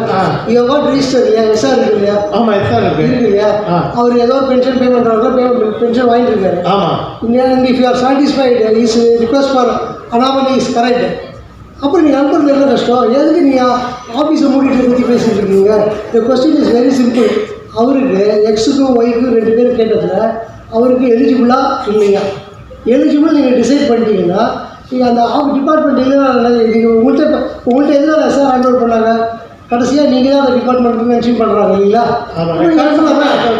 நீங்கள் அனுப்பலாமே. எங்கள் இடத்துலேயே போட்டு அனுப்பலாமா? தாராளமாக. நீங்கள் அந்த திருப்பி ஒரு பென்ஷன் ரிவிஷன் அப்படி நடந்தாலும் அந்த பேமெண்ட் ஆர்டருக்கு எடிஷனலாக போடுது. சரிங்களா? ரேட்டிஃபிகேஷன் ஆர்டர்ஸோடு அனுப்புது சார். அது நீங்கள் வந்து அந்த ஆஃபீஸ் க்ளோஸ் ஆகி நீங்கள் உங்களுடைய ஹையர் அத்தாரிட்டி இல்லையா? ஹையர் அத்தாரிட்டினா அவங்க தான் அனுப்பணும். இப்போ ஒரு பிடபிள்யூலாம் கூட டிவிஷன்ஸ் எல்லாம் இருக்கும். ஒரு டிவிஷன்ஸை வந்து க்ளோஸ் பண்ணிவிடுவாங்க, இன்னொரு டிவிஷன்ஸோட மெர்ஜ் பண்ணுவாங்க. சப்போஸ் அந்த ஆஃபீஸே இல்லைன்னா superintendent engineer can send that is sir. அந்த மாதிரி தான் அது. So higher authority can always send if the documents are available. அது ரேட்டிஃபிகேஷன் ஆர்டர்ஸோடு அனுப்பணும். ஏன்னா ரிட்டையர்ட் ஆயாச்சுனாக்கா ரிட்டையர்டு பர்சன்ஸுக்கு வந்து government is competent authority. So அவங்க ரேட்டிஃபை பண்ணி ஜிஓ போடுவாங்க. அந்த ஜிஓ எஸ்ஆர் 2 பேருடைய எஸ்ஆரையும் நீங்கள் அனுப்பிச்சிங்கனாக்கா அந்த இட் இஸ் கரெக்ட் அதை ரிவைஸ் பண்ணி ஆத்தரைசேஷன் இஷ்யூ பண்ணுவோம் சார். அக்ரிகல்ச்சர் டிபார்ட்மெண்ட் இருக்குது சார். ஒரு 8 ஆக்சுவலி ஃபாரின் சர்வீஸில் ஒர்க் பண்ணாங்க சார், மதுரை கார்பரேஷனில். ஓகே. அவங்க 2 இயர்ஸ்க்கு மேலே டெலிவரி பண்ணுறதுக்கு 3rd இயருக்கு கவர்மெண்ட் ஆர்டர் வாங்கணும். ஆனால் இப்போ அப்போல்லாம் வந்து ஒரு 7 இயர்ஸ் 8 இயர்ஸ் கம்ப்ளீட்டாக இருந்துட்டு அப்புறம் அப்படியே வெளியே வந்துட்டாங்க சார். அப்போ வந்து அந்த கான்ட்ரிபியூட் அந்த பென்ஷன் இது வரணும்ல சார் அங்கேருந்து. அப்போ ஃபாரின் சர்வீஸ் கார்டு வாங்கி ஃபஸ்ட்டு 1 இயர் 2 இயர் மட்டும் கொடுத்துருக்காங்க. அதுக்கப்புறம் மதுரை கார்பரேஷன் அவங்களும் கொடுக்கவும் இல்லை, இவங்களும் அதை ஃபாலோ பண்ணல. இப்போ அதனால் அவங்களுக்கு வந்து இன்டர்னல் ஆடிட்டில் அப்ஜெக்ஷன் போட்டோம். இப்போ அந்த 7 இயர்ஸை இப்போ கார்பரேஷன் மதுரையில் கேட்டால் பணம் இல்லை கொடுக்குறாங்கிறாங்க. இப்போ அதை மீன் பண்ணி இப்போ ஒரு வருஷத்துக்கு இப்போ ஃபாரின் சர்வீஸ் கார்டு எடுத்துகிட்டு வந்து ஏஜியில் கொடுத்து அவங்க என்ன சொல்லிட்டாங்க, 2 இயர்ஸ் எப்போ இருந்துட்டீங்க, உங்களுக்கு கவர்மெண்ட் ராட்டிஃபிகேஷன் வந்தால் தான் உங்கள் பணத்தை நாங்கள் வாங்குவோம் அப்படின்னு ஏஜிலேருந்து ரிட்டர்ன் பண்ணிட்டாங்க. அப்போ அவங்க என்ன கேள்வி கேட்குறாங்க, இப்போ அவருக்கு வர ஏப்ரல் ரிட்டையர்மெண்ட்டு என்னை வந்து இப்போ என்ன பண்ணுவீங்க, 7 வருஷம் நாங்கள் ஒர்க் பண்ணிட்டேன், என் சர்வீஸில் 7 வருஷம் கழிப்பீங்களா, இதுக்கு வந்து நானாக பொறுப்பு, கான்ட்ரிபியூட்டரி பென்ஷன் கொடுக்க வேண்டியது மதுரை கார்பரேஷனை, வாங்கி கட்ட வேண்டியது அவங்க. இதில் ஃபாரின் சர்வீஸ் கார்டு நான் வந்து ஒர்க் பண்ண எம்ப்ளாயியா, இப்போ நான் என்னோட பொறுப்பு என்ன, இப்போ ஏப்ரல் ரிட்டையர்மெண்ட் வரும் சார், அதில் எப்படி நாங்கள் அதை முடிவு கட்டுறதுன்னு எங்களுக்கு தெரியாமல் முடிக்கிறோம் சார். எப்படி அது வந்து பென்ஷன் கான்ட்ரிபியூஷன் வந்து கட்ட வேண்டியது இண்டிவிஜுவலாக இல்லைன்னா அந்த கார்பரேஷன், நம்ம corporation sir, Madurai corporation sir. ஆமாம் சார். இப்போ மதுரை கார்பரேஷன் கட்டலைன்னா அது கட்டுற வரைக்கும் நீங்கள் அதை பர்சீவ் பண்ணி அவங்ககிட்ட தனியாக வாங்கிக்கணும். சரி சார். பட் அதுக்கும் இந்த குவாலிஃபைங் சர்வீஸ் வந்து அஃபெக்ட் ஆகாது, அந்த சர்வீஸை எடுத்து போட்டுருவோம். சரி சார். அப்போ அது வரத்துக்கு லேட் ஆனாலும் இப்போ இண்டிவிஜுவலுக்கு அதை டீலிங் பண்ணிட்டாங்க. அந்த மாதிரி இண்டிவிஜுவல் கட்டுறத மாதிரி இருந்தால் தான் அவங்க கட்டலைனாக்கா எடுக்க மாட்டாங்க. இல்லை சார், இண்டிவிஜுவல். பட் ஆர்கனைசேஷன் கட்டணும் அப்படின்னு சொன்னாக்கா அதை வந்து டீலிங் பண்ணிட்டாங்க. அவங்க கட்டலைன்னா கூட குவாலிஃபைங் சர்வீஸ் தான் எடுத்து பென்ஷனை வந்து பென்ஷனர் அஃபெக்ட் ஆகக்கூடாதுன்றதுக்காக அது ஒரு ஆர்டர்ஸ் போட்டு. இந்த ஆடிட் பாரா வந்து இன்னும் ஒரு ரிட்டையர்மெண்ட் பாதிக்காது. அது ஆகாது. Okay sir, thank you sir.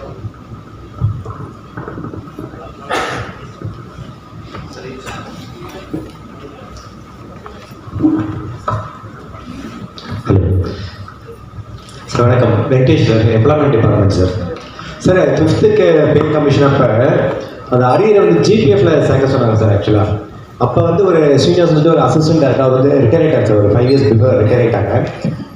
இது வரைக்கும் வந்து அவர் வந்து எதுவும் வாங்கி கொடுக்கல. இப்போ அவர் வந்து லெட்டர் கொடுத்துருக்காரு சார். யார்கிட்ட சார் ஆக்சுவலாக கிளாரிஃபை கேட்கணும்? ஏன்னா இப்போ அவருக்கு வந்து ஜிபிஎஃப் வந்து கிளைம் பண்ணி கொடுக்கல. அது எந்த pay commission sir? 5th sir, 5th pay commission. 5th pay commission அப்போ சரி. இல்லை 5th பே கமிஷனை பொறுத்த வரைக்கும் எங்களை பொறுத்த வரைக்கும் நாங்கள் ஜென்ரலாக வந்து ஒரு ஆன்சர்ஷன் கொடுத்து அந்த டிபார்ட்மெண்ட்டே கிளைம் பண்ணி மாதிரி தான் கொடுத்துருக்கோம். சரி. அதை சிலது வந்து அது கிளைம் பண்ணாமல் சிலது. ஏன்னா சார் அந்த டைமில் வந்து சஸ்பென்ஷன் இருந்தார், எதுவும் பண்ண முடியல. அதுக்கப்புறம் எங்களை திரும்ப ரிவர்க் பண்ணிட்டாங்க. சரி சரி. இப்போ அவர் வந்து அந்த அரியர் எனக்கு வந்து ஜிபிஎஃப் எனக்கு வாங்கி கொடுங்கன்றாங்க. ஸோ இப்போ அவர் ரிட்டையர் ஆகி ஒரு 5 years ஆகிடுச்சு சார். லெட்டர் கொடுங்க, ரெப்ரசன்ட் கொடுங்க. ஏஜிக்கு சார். ஆமாம் கொடுங்க. இங்கே வெரிஃபை பண்ணிட்டு சப்போஸ் அது வந்து கிளைம் பண்ணலைன்னா நாங்கள் இப்போ ஜென்ரலாக ஒரு ஆர்கனைசேஷன் இஷ்யூ பண்ணியிருக்கோம் இல்லையா? சரி. அதில் இன்க்ளூட் ஆகிருக்கு, அதில் வந்து பேமெண்ட் ஆகலைங்கிறது தெரியும். ஓகே. ஒரு வேளை பேமெண்ட் ஆகலைன்னா நாங்கள் திருப்பி ஆர்கனைஸ் பண்ணுவோம். Okay doctor, okay sir. One more doubt sir. So ஒருத்தர் எஸ்பிஎஃப் ஆக்சுவலாக எஸ்பி ஆமாம் சார். ஆக்சுவலாக ஃபர்ஸ்ட் ஒய்ஃப் இறந்துட்டாங்க. அவங்களுக்கு ஒரு பையன், செகண்ட் ஒய்ஃப் ஒரு பையன், மொத்தம் 3 பேருங்க. இப்போ 3 பேருக்கு வந்து இப்போ ஒரே பில் தான் போடணுமா சார்? ஸோ ஒரு டைம் கிளைம் பண்ண முடியுன்றாங்க, அப்படிங்களா? ஏன்னா ஃபர்ஸ்ட் சன் இப்போ எங்களுக்காரங்க தெரியல, கண்டுபிடிக்கவே முடியல. அவங்க கோர்ட்டுக்கு போயிட்டாங்க. செகண்ட் ஒய்ஃப் கோர்ட்டுக்கு போயிட்டாங்க சார். அவங்க சொன்னாங்க பெனிஃபிட்ஸ் வந்து 3 பேர் கொடுத்துருங்க அப்படின்ட்டாங்க sir, court order. But first person missing எங்களுக்காரங்க தெரியல. அவ்வளோ கோர்ட் ஆர்டர் சொல்லியிருக்காங்க, அவங்க பேருக்கு கொடுக்க சொல்லியிருக்காங்க. ஆமாங்க சார். ஒருத்தர் வந்து நான் வேற பர்சன் நாட் நோன். ஆமாங்க சார். அதனால வந்து இப்போ இருக்கிற இவங்களுக்கு கொடுத்துடலாம். இல்லை சார், இப்போ எஸ்பி வந்து ஒரு டைம் தான் பில்லு போடணுன்றாங்க, அது உண்மைங்களா? ஒரு டைம் தான் கிளைம் பண்ண முடியும், செகண்ட் டைம் கிளைம் பண்ண முடியாது. இப்போ 3 பேர் தான், ஒருத்தர் வந்து 2 பேரும் இப்போ செகண்ட் டைம் பில் அக்செப்ட் ஆகாதுன்றாங்க சார். இல்லை பேமெண்ட் ஆஃப் எஸ்பிஎஃப் வந்து எங்கள் பதவியில் வராது சார் இது. ஸோ எஸ்பிஎஃப் ரூல்ஸ் என்னன்றது நீங்கள் டிபார்ட்மெண்ட்டை தான் உங்கள் ஹையர் அத்தாரிட்டிஸ்கிட்ட கிளாரிஃபை பண்ணுங்கள். அப்படி ஏன்னா அந்த ஃபைல் பார்த்தீங்கன்னா ஒரு 10 வருஷம் பெண்டிங்கில் இருக்குது. ஓகே. பட் அந்த எங்கள் பதவியிலே வராது. எஸ்பிஎஃப் ரூல்ஸாக என்னன்றது எங்களுக்கு தெரியாது. சரி சரி சார். சப்போஸ் வேறு யாராவது தெரிஞ்சால் சொல்லலாம். Ma'am PO east. சரிங்க. ஏன்னா மேம் லெட்டர் ஏஜில் தான் மேம் ஆக்சுவலாக வந்துருக்கீங்க. ஆமாங்க ஆமாங்க மேம். கேட்கும்போது ஒரு டைம் தான் போட முடியுதான்னு சொன்னாங்களா மேம்? திரும்ப அப்போ திரும்ப லெட்டர் வச்சிடலாங்களா மேம்? Okay okay ma'am. சரிங்க மேம், தேங்க்யூ மேம்.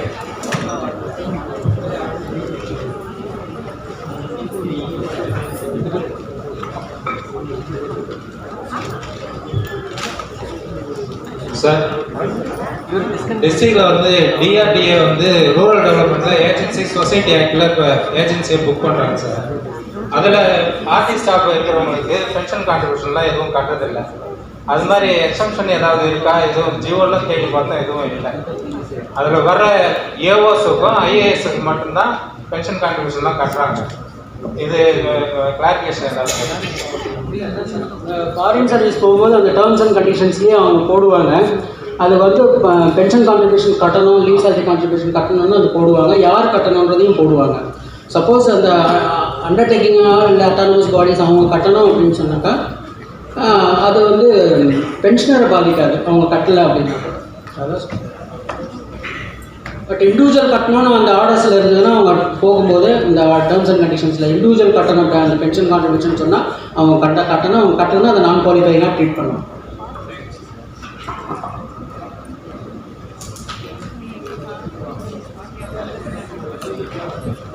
ரெக்கன்சிலேஷனில் சார் டிஸ்ட்ரிக்ட்லேருந்து இப்போ ஏதோ ஒரு ரெக்கவரி பணம் பிடிக்கிறாங்க சார், அவர் பே ஸ்டேஷனில் தப்போ இல்லை ஏதோ ஒன்றுக்கு ஒரு 10,500 பிடிக்கிறாங்க. அது அவரோட ப்ளே பில்லில் பிடிக்கும் போது ஏஜியில் வந்து மாதம் ரெக்கன்சிலேஷனில் 01 பேல கழிச்சு விட்டுறாங்க சார். 377 கழிக்கல சார், அவங்க கழிக்க முடியாது. மொத்த டோட்டலையுமே அப்படியே பேல கழிச்சிடுறாங்க சார். இது மாதிரி நம்ம டிஸ்ட்ரிக்ட்ல இருந்து ஒவ்வொரு மாதமும் இது மாதிரி வெவ்வேறு அமௌண்ட்டையும் பார்த்தீங்கன்னா பேல தான் கழிக்கிறாங்க சார். ட்ரெஸரியில் வரும்போது 377 வருது சார். இப்போ எங்களாலேயும் வந்து பே, டிஏ, எம்ஏ அதை பிரித்து தான் அது எவ்வளோ ரெக்கவரி வருதுன்னு நம்ம அரே பண்ணுறோம் சார். ஒரு 10,530 வச்சுக்கிட்டிங்கன்னா அதில் பே ஒரு 4,500, டிஏ ஒரு 3,500 அப்படி போடுறோம் சார். சரி. ஆனால் என்டையர் 10,500 எங்கள் ஒரே காம்பனண்ட்டில் தான் கழிக்க முடியும் ரெக்கவரியில், பே பில்ல. அது என்டையரையுமே ஏஜியில் வந்து மாதம் ரெக்கன்சேஷன் பார்க்கும்போது எல்லாத்தையுமே தூக்கி 01 பேல தான் கழிச்சிட்டு வராங்க சார். எல்லா நம்ம டிபார்ட்மெண்ட்டுன்னு பார்க்கல சார், எல்லா டிபார்ட்மெண்ட்லையும் அப்படி தான் கழிக்கிறாங்க. ஓவராலாக கடைசியில் சரண்டர் ஸ்டேட்மெண்ட் போட்டு ஓவரால் ஏஜியோட டாலி பண்ணுறாங்க சார். சிஏ சப்ளிமெண்ட்லையும் அப்படி பார்க்கும்போது மாதம் எங்களுக்கு டிஃபரன்ஸ் எப்படின்னா பேல டிஃபரன்ஸ் வருது. எங்களோட ஆக்சுவல் எக்ஸ்பெண்டிச்சர் கொடுக்குறோம் FMA 2க்கு ஆக்சுவல் எக்ஸ்பெண்டிச்சர் கொடுக்குறதும் இதை கழிக்கிறது பார்த்தீங்கன்னா பேலே டிஃபரன்ஸ் 1 கோடி ரூபா வருது சார். அப்போ கடைசி நேரத்தில் கொண்டு போய் நம்ம டீ கொடுத்தோன்னா எங்களால் அவங்க அக்செப்ட் பண்ணிக்க மாட்டேங்கிறாங்க சார். 9 லெவலில் கொடுங்க, அதில் கொடுங்கன்னாங்க சார் போன வருஷம். அது எங்களால் வந்து மானிட்டர் பண்ணும்போது அந்த 10,000 ரூபாய்க்கு தான் டிஃபரன்ஸ் வாங்க முடியுது. இது மாதிரி ஒவ்வொரு மாதம் இது பண்ணும்போது வருஷம் முடிச்சு கொடுங்க அப்படிங்கிறாங்க. சிலதை அரை பண்ணி கொடுத்து கடைசி நேரத்தில் காலைல கூட மேடம் சொன்னாங்க அதே ஹெட் ஆஃப் அக்கௌண்ட்டில் கரெக்டாக கழிக்கலான்னு. அது எந்த ஹெட்டுன்னு நாங்கள் போட்டுட்ருக்கோம் சார். அது மாதிரி கழிக்க வராது. 37702 மட்டும்தான் கழிக்க முடியும் சார். 377 அதான் 77 டிடெக்ட் ரெக்கவரிஸ்னு கவர்மெண்ட்லேருந்து ஒரு கைட்லைன் கொடுக்குறாங்க சார். அதில் 02ங்கிறது சேலரி காம்பனண்ட் சார், 06ங்கிறது ஸ்கீம்ஸு. இவங்க என்ன 2 காம்பனண்ட் கொடுக்குறாங்க சார். இப்போ அவர் ஒரு இம்ப்ளிமெண்டேஷன் இருக்கும்போது ஒரு ஸ்கீமில் பணத்தை ஏதோ கையாடலோ தப்பு பண்ணிடுறாரு சார். அந்த ஸ்கீமே க்ளோஸ் ஆகிடுது சார். அவருக்கு ரெக்கவரி போட்டு இஷ்யூ பண்ணும்போது கோர்ட் ஆர்டரில் இது மாதிரி போடுறாங்க. அப்போ அவர் வாங்கின சம்பளத்தில் பிடிக்கும்போது ஸ்கீம் பணத்தை இதில் தான் பிடிக்கிறோம் சார். இப்போ அப்படிங்கும்போது எங்களுக்கு எல்லாமே கொண்டு போய் பேரை தான் உட்கார வைக்கிறாங்க சார் ஏஜியில். அதை மட்டும் கொஞ்சம் எங்களுக்கு கிளாரிஃபை பண்ணுங்கள் சார். ஓகே சார், நாங்கள் அதை வெரிஃபை பண்ணுறோம். வெரிஃபை பண்ணிவிட்டு நீங்கள் தனியாக ஒன்றா லெட்டர் எழுதுங்க ஏஜிக்கு. We will consider this and rectify. வணக்கம் சார், என்னோட பேர் குருவேல் சுவாமி. நான் 2008 ஜாயின் பண்ணேன் சார். நாங்கள் கவர்மெண்ட் ஆஃப் தமிழ்நாட்டில் எங்களுடைய கொஸ்டின்ங்கிறத விட எங்களுடைய கோரிக்கை என்னென்னா சார், நாங்கள் எல்லாம் கான்ட்ரிபியூட்டிவ் பென்ஷன் ஸ்கீமில் இருக்கிறோம். New pension scheme government of India பொறுத்தளவுக்கு, தமிழ்நாட்டை பொறுத்தளவுக்கு கான்ட்ரிபியூட்டிவ் பென்ஷன் ஸ்கீம் வச்சுக்கோங்களேன். எங்களுக்கும் ஏஜுக்கும் எந்த சம்மந்தம் இல்லாத மாதிரி தான் இப்போ நிலைமை போயிட்டு இருக்குது சார். ஸோ வருங்காலத்துலையாவது எங்களுக்கும் ஏஜுக்கும் கரெக்ட் பண்ணுற மாதிரி யூனிஃபைடு பென்ஷன் ஸ்கீமோ இல்லை ஓல்டு பென்ஷன் ஸ்கீமோ வருவதற்கான ஏஜ் ரெக்கமெண்டேஷன் பண்ண முடியுமா சார்? சார் இது வந்து பாலிசி டிசிஷன் சார். கவர்மெண்ட் தான் டிசைட் பண்ணுறாங்க. பொதுவாக நான் இப்போ ஃபினான்ஷியல் அட்வைஸராக இருக்கிறேன் சார். வார பசங்க எல்லாம் கேட்குறாங்க, சார் பென்ஷன் ப்ரொபோசல் எல்லாரும் பழையாளே இருக்கிறீங்களா, எங்களுக்கு எப்போ சார் அனுப்ப போறீங்க, நாங்கள் என்ன சார் பண்ணுறதுன்னு கேட்குறாங்க. அதோட மோசமான நிலைமை பார்த்தீங்கன்னா நிறைய பேர் ரிட்டையர்மெண்ட் ஆக போகிறவங்களுக்கு வெறும் அவங்களுடைய இன்ட்ரெஸ்ட்டும் அவங்களுடைய பிரின்சிபல் காம்பனண்ட் மட்டும் தான் கிடைக்க வழிய ஒரு டிஜிஆர்சியோ ஒரு விஷயமே ஒரு 10 வருஷம் போட்டவங்களுக்கு கூட ஒன்றும் கிடைக்க மாட்டேங்குது சார். ஸோ இந்த விஷயத்தை கவர்மெண்ட் ஆஃப் இந்தியா எப்படி டீல் பண்ணுது, நாங்கள் எந்த அப்படி அப்ரோச் பண்ணால் எங்களுக்கு வர வாய்ப்பு இருக்குது சார்? இல்லை, தமிழ்நாடு கவர்மெண்ட் வந்து இன்னும் நியூ பென்ஷன் ஸ்கீமுக்கு வந்து ரூல்ஸ் ஃப்ரேம் பண்ணலை. அதனால் இப்போ வந்து அவங்களுடைய contribution employee and employer contribution with interest மட்டும் செட்டில் பண்ணுறாங்க. கவர்மெண்ட் ஆஃப் இந்தியாவில் வந்து ரூல்ஸ் ஃப்ரேம் பண்ணதுனால அவங்களுக்கு வந்து லம்சம் பேமெண்ட்டு ப்ளஸ் டிசிஆர்ஜியும் அவங்களுக்கு உண்டு. அந்த மாதிரி கொடுக்குறாங்க. அது ஏஜ் தான் கனெக்ட் பண்ணுறாங்க சார். ஏஜி இல்லை நியூ பென்ஷன் ஸ்கீமில் டிஜிஆர்ஜியோ இல்லை நீங்கள் சொன்ன மாதிரி லம்சம் பேமெண்ட்டோ ஏஜ் வழி தான் போகிறாங்களா இல்லை தனியாக பண்ணுறாங்களா? இல்லை, அதெல்லாம் அந்த சென்ட்ரல் கவர்மெண்ட் டிபார்ட்மெண்ட் அந்தந்த ஆஃபீஸ். இப்போ இன்கம் டேக்ஸ்னால் அந்த இன்கம் டேக்ஸ் அவங்களுக்கு தனி பிஏஓ இருக்காங்க. அந்த income tax department will settle that. எங்களுக்கு வராது, ஏஜிக்கு வராது. இப்போ வருங்காலத்தில் யூபிஎஸ்னு ஸ்கீம் சொல்கிறாங்களா, அது வந்துச்சுன்னா தெரியல சார். சார் ஸ்கீம் வந்து நீங்கள் அதை ஆஃப் பண்ண பிறகு சார் கேட்க வேண்டிய கேள்வி அது இப்போ எனக்கும் தெரியும் சார். ஆனால் எப்படி என்னோட ஆர்வத்தை வெளிப்படுறதுக்கு ஒரு இடத்துல நம்ம பரஸ்பரம் அந்த பகிர்ந்துக்கலாம் சார். இவ்வளோ வழிங்களா எப்படியே நீங்களே எங்களுக்கு ரெக்கமெண்ட் பண்ணுங்க சார். நிறைய பேர் பாதிக்கப்பட்டிருக்கிறாங்க, வாழ்வாதாரம் பாதிக்கப்பட்டிருக்கிறது. அந்த ஏஜி வழியாக கொஞ்சம் சொல்லுங்கள் sir please. Okay sir.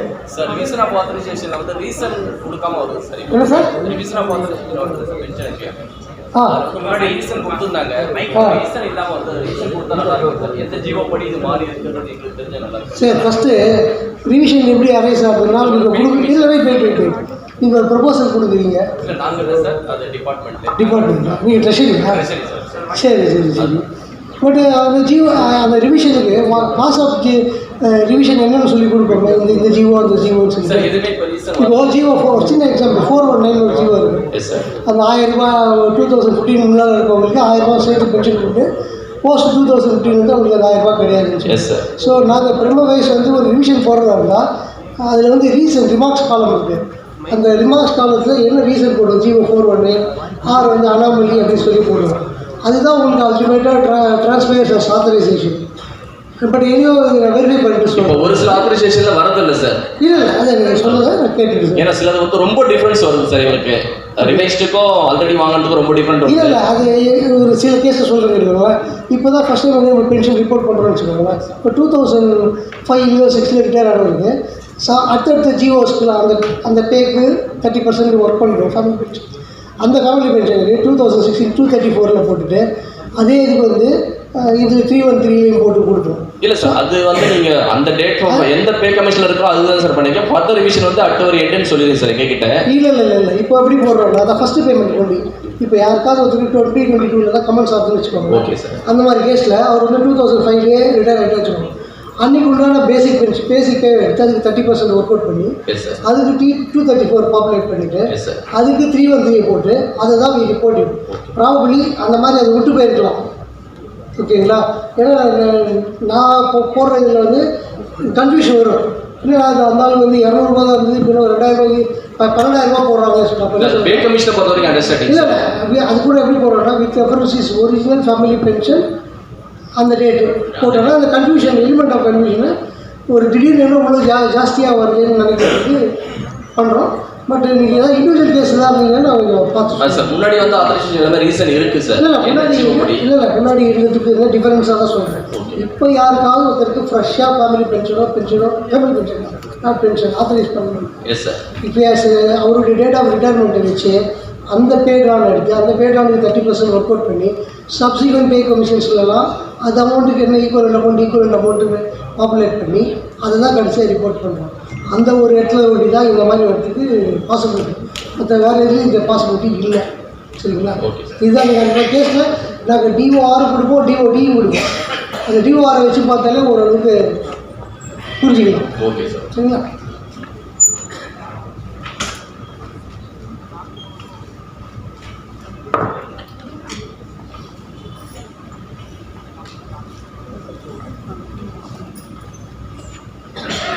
We also welcome suggestions if any, please.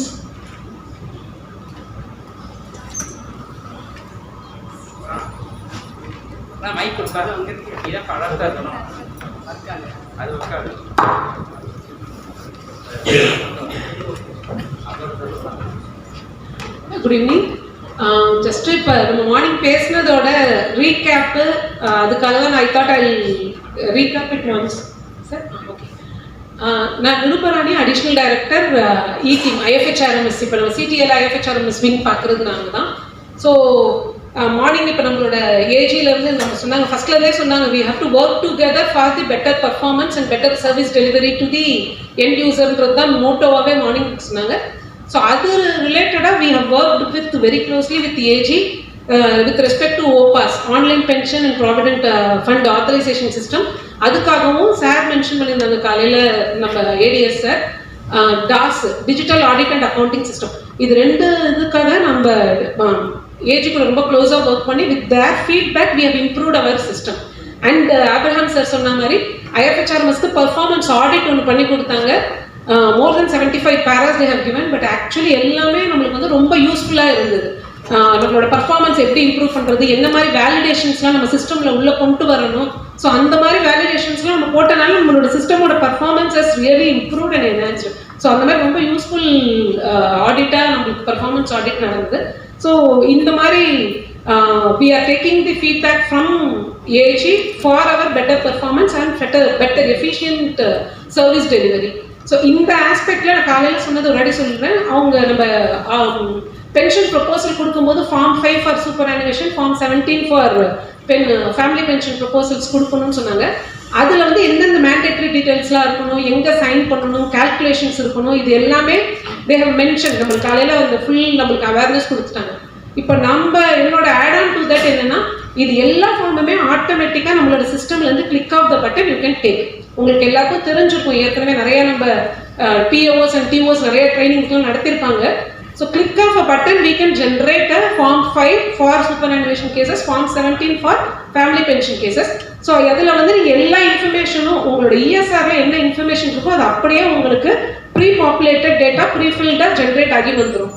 So நம்ம பண்ண வேண்டியதெல்லாம் அதில் இருக்க விவரம் எல்லாம் கரெக்டாக இருக்கா அப்படின்றத வெரிஃபை பண்ணிட்டு you have to forward it to AG. So அதை பார்க்கும்போது உங்களுக்கு மெயினாக கால்குலேஷன் ஷீட்டுன்னு ஒன்று இருக்கும். அந்த calculation sheet will give you complete picture. அவங்களோட குவாலிஃபையிங் சர்வீஸ் என்ன, நான் குவாலிஃபையிங் சர்வீஸ் என்ன, அவங்களோட pension, family pension, enhanced pension, so all details will be there in the calculation sheet. So இது வந்து நம்மளுக்கு ரொம்ப யூஸ்ஃபுல்லாக இருக்கும். நம்ம சைட்லேருந்து பார்க்குறதுக்கு நம்மள யாரையும் டிபெண்ட் ஆகாமல் நம்மளே நம்மளோட சிஸ்டமை ஜென்ரேட் பண்ணிக்கலாம். ஸோ இந்த டீட்டெயில்ஸ் வந்து உங்களுக்கு செல்ஃப் சர்வீஸ் போர்ட்டலில் இருக்குது. நம்மளோட களஞ்சியம் மொபைல் ஆப், யாரெல்லாம் ரிட்டையர் ஆகிறதுக்கு 1 வருஷம் இருக்கோ உங்களுக்கு மட்டும் உங்களோட மொபைல் அப்ளிகேஷனில் அந்த ஃபார்ம் 5 ஜென்ரேட் ஆகும். எல்லாருக்கும் இருக்காது. ரிட்டையர் ஆக 1 இயர் இருக்கவங்களுக்கு மட்டும் உங்களுக்கு form 5 you can download from Kalanjiyam mobile அப்ளிகேஷன்லேருந்து. அதை நீங்கள் டவுன்லோட் பண்ணிவிட்டு இன்கேஸ் அதில் ஏதாவது கரெக்ஷன் பண்ணணும், உங்கள் பேர் தப்பாக இருக்குது, நாமினேஷன் தப்பாக இருக்குது, ஏதாவது இருந்ததுன்னா you can use the ESR updation tool. ESR updation tool நீங்கள் களஞ்சியம் போர்ட்டலை ஓப்பன் பண்ணி பார்த்தீங்கன்னா நம்மளோட ESR அப்டேஷன் டூல் இருக்கும். நீங்கள் இண்டிவிஜுவல் நம்மளே போய் பண்ணிக்கலாம். இப்போ என் பேரில் கரெக்ஷன் இருக்குது, என்னோட அட்ரஸில் கரெக்ஷன் இருக்குன்னா நானே I can do the correction. Or எனக்கு பண்ண தெரியாது, இப்போ CD கேட்டகரி இருக்காங்க, அவங்களுக்குலாம் போய் போர்ட்டலில் பண்ண தெரியாதுன்னா on behalf of them DDO also can do the correction. So இந்த கரெக்ஷன் நம்ம பண்ணிவிட்டு திருப்பி ரீஜென்ரேட் பண்ணிங்கன்னா பென்ஷன் ப்ரொபோசல் ப்ராப்பராக நம்மளுக்கு ஜென்ரேட் ஆகிடும். ஸோ அதை நீங்கள் பென்ஷன் ப்ரொபோசல் நம்ம பென்ஷன் ஃபார்வர்டிங் அத்தாரிட்டி ஏஜிக்கு சப்மிட் பண்ண உடனே உங்களுக்கு ஒரு அக்னாலஜ்மெண்ட் ஸ்லிப் வரும். அந்த அக்னாலஜ்மெண்ட் ஸ்லிப்பை நீங்கள் ஃபிசிக்கல் SR மேலே ஒட்டி கொடுக்கணும். அதுதான் ரொம்ப முக்கியம். எதுக்காகனா அப்போ தான் ஃபிசிக்கல் SR பார்க்கும் போதே ஏஜி டீமுக்கு தெரியும், ஓ இது நம்மளுக்கு ஆன்லைனே அனுப்பியிருக்காங்க அப்படின்றது அந்த அக்னாலஜ்மெண்ட் ஸ்லிப் நீங்கள் ஒட்டியிருந்தால் தான் தெரியும். ஸோ நீங்கள் பண்ண வேண்டியது சிஸ்டம் ஜென்ரேட்டட் ப்ரொபோசலை டவுன்லோட் பண்ணணும். அந்த ப்ரொபோசலில் நீங்கள் சைன் பண்ணி ஸ்கேன் பண்ணி அனுப்பணும். அண்ட் அதே ப்ரொபோசலை தான் கொடுக்கணும். நீங்கள் வெறும் வேர்ட் டாக்குமெண்ட்டில் போடுறதோ இல்லை எக்ஸலில் போடுறதோ இருக்கக்கூடாது. சிஸ்டம் ஜென்ரேட்டட் ப்ரொபோசல் எடுங்க. That will ease the work of every one of us. So அந்த இன்ஃபர்மேஷனை நம்ம டேட்டாவாக IFHRMSலேருந்து ஏஜிக்கு கொடுத்துருவோம். நீங்கள் அந்த அக்னாலஜ்மெண்ட் ஸ்லிப்பை ஃபிசிக்கல் SRல ஒட்டி கொடுக்கணும். மெயினாக அதில் IFHRMS ID இருக்கும். நீங்கள் என்னைக்கு சாஃப்ட் காப்பி அனுப்புனீங்கன்ற விவரம் இருக்கும். ஸோ அந்த அக்னாலஜ்மெண்ட் ஸ்லிப்போட இவங்க வந்த உடனே இவங்க நம்மளுக்கு ப்ராசஸ் பண்ணி கொடுத்துருவாங்க.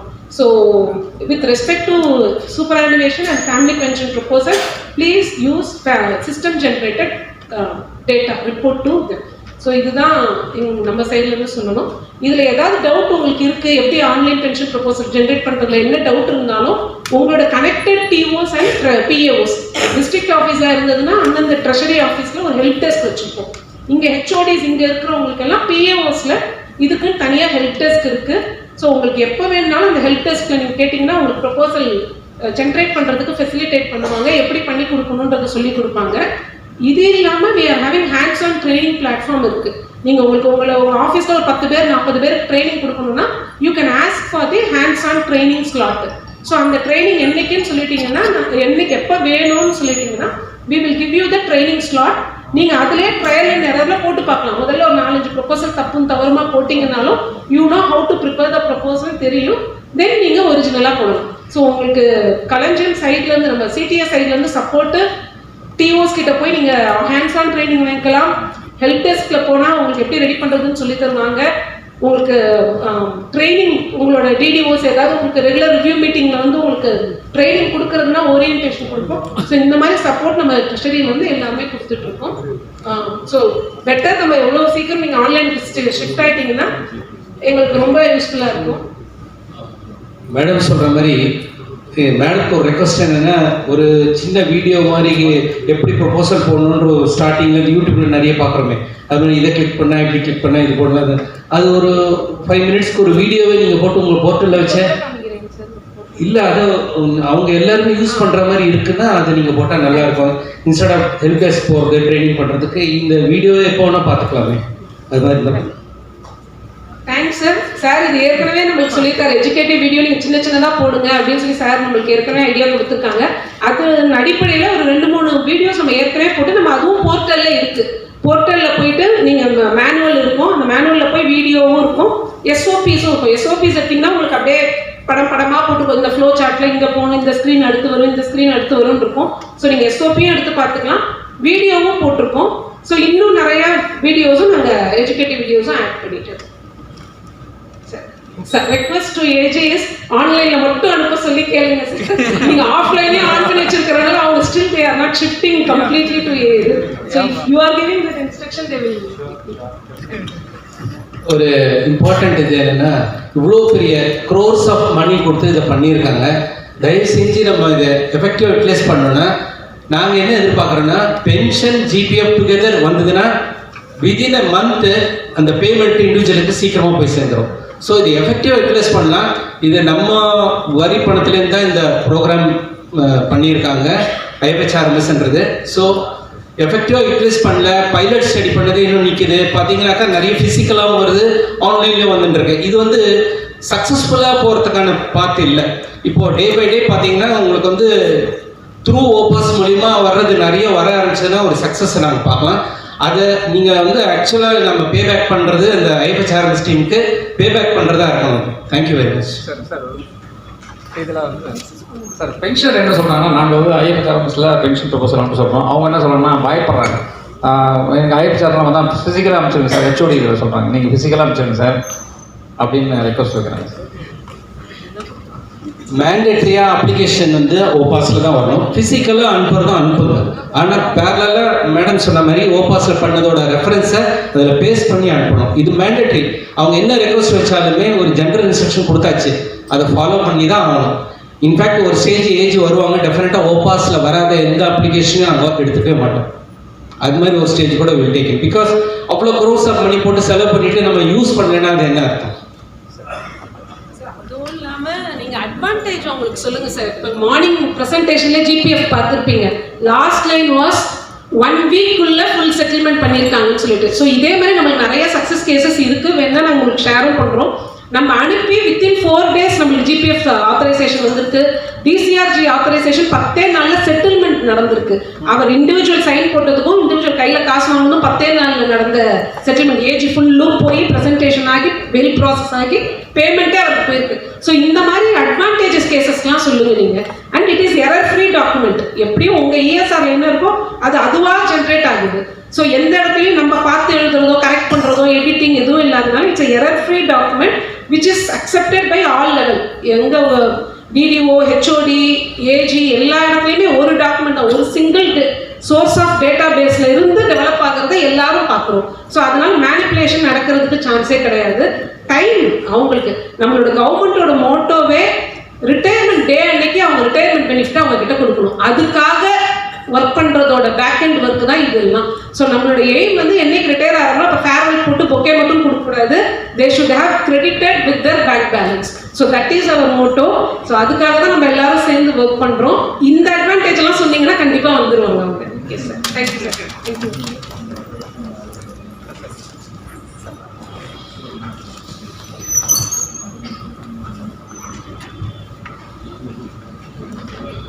We would like to know whether there are any more queries or suggestions.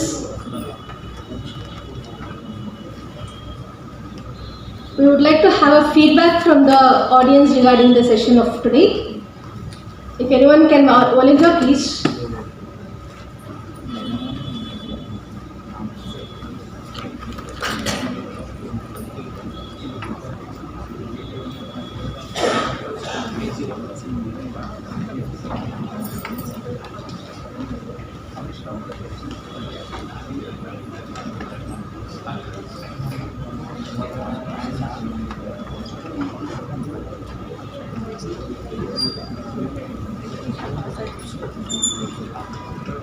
As requested earlier, the materials used in the morning session will be mailed to you.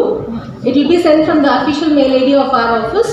So any of your queries, suggestions and feedback about today's workshop can be mailed to us so that we can work on it on future dates.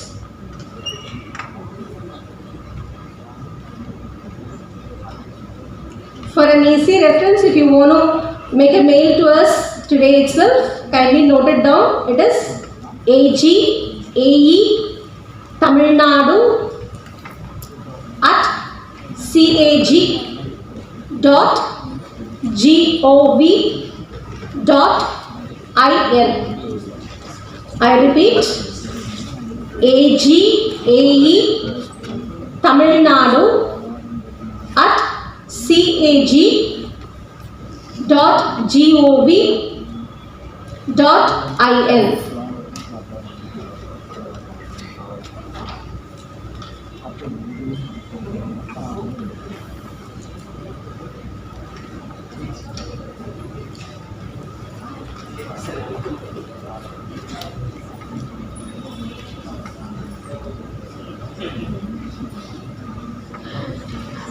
We welcome Shri K.P. Anand, Principal AG, Audit 2 for this valedictory session of the day. We hope would like to have a feedback, please.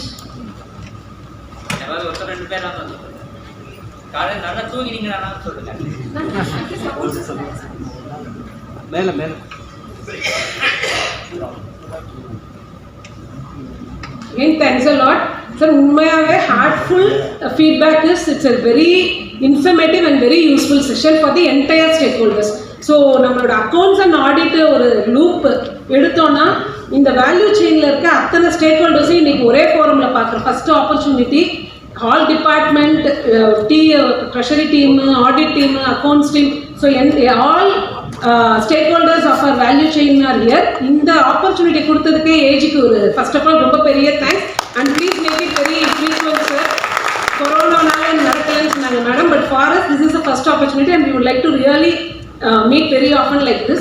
And second thing, the way it is presented on accounts and audit, it உண்மையாவே ரொம்ப eye opener and we have taken notes on what are all the areas of improvement. So அந்த மாதிரி பர்ஃபார்மன்ஸில் எங்கெங்கெல்லாம் improve பண்ணணும், like from my perspective ஐஎஃப்ஹெச்ஆர்எம்ஸில் சிஸ்டமில் என்ன கொண்டு வரணும், எங்கெல்லாம் வேலிடேஷன் டிசேபிள் பண்ணணும், எனேபிள் பண்ணணும், அந்த மாதிரி இன்சைட்ஸ்லாம் நிறையா கொடுத்தீங்க. So I fully trust that entire our team, என்னோட கலீக்ஸ் எல்லாருக்குமே அவங்க ஒவ்வொருத்தரோட ஆஃபீஸ்லேயும் நாளைக்கு அவங்க போகும்போது they will give one improvement in their performance. So minimum அந்த லேர்னிங்ஸ் வந்து ஒவ்வொருத்தருக்குள்ளேயும் கண்டிப்பாக எடுத்துகிட்டு இருப்பாங்கன்றது எங்களோட திடமான நம்பிக்கை. ஸோ அது கரெக்ட் தானே? Learn. So we all learn from this session. So this day is a real productive. Sir சொன்ன மாதிரி எக்கனாமியான்னு எனக்கு தெரியாது, you fed us very well and efficient and effectiveness will be there for this session. So அந்த output நாங்கள் கண்டிப்பாக கொடுப்போம் sir. And இந்த மாதிரி session will be useful for our district teams also. ஏன்னா அவங்களுக்கெல்லாம் அதர் ஹெச்ஓடிஸை மீட் பண்ணுறதே ஒரு பெரிய விஷயம், ஏஜியை மீட் பண்ணுறது, ஏஜிக்கிட்ட இன்ட்ராக்ட் பண்ணுறதெல்லாம் it is a very long distance for them. So if you can arrange this kind of system in the district level it will be very useful for our district teams, district stake holders also.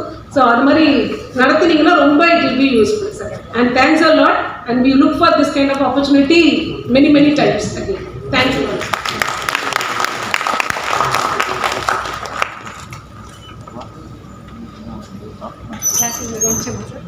Anyone else?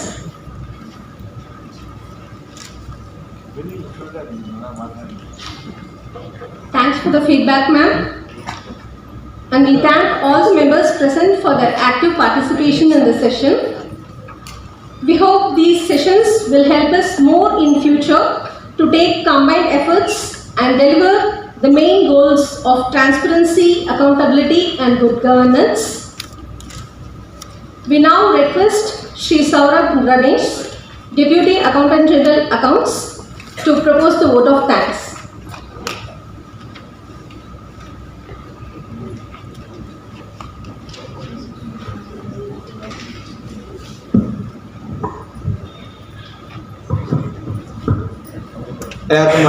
Good evening. So as the event is drawing to a close today, I would like to thank Shri S. Vellengiri, Accountant General A&D, for proposing this idea, this wonderful idea in fact, of a stakeholder engagement program with the state government and the functionaries of the Indian Audit and Accounts Department. I thank Shri K.P. Anand, Principal Accountant General Audit 2, and Shri S. Vellengiri, AG A&D, for their guidance and for guiding us with this vision and advising us on how to conduct this event.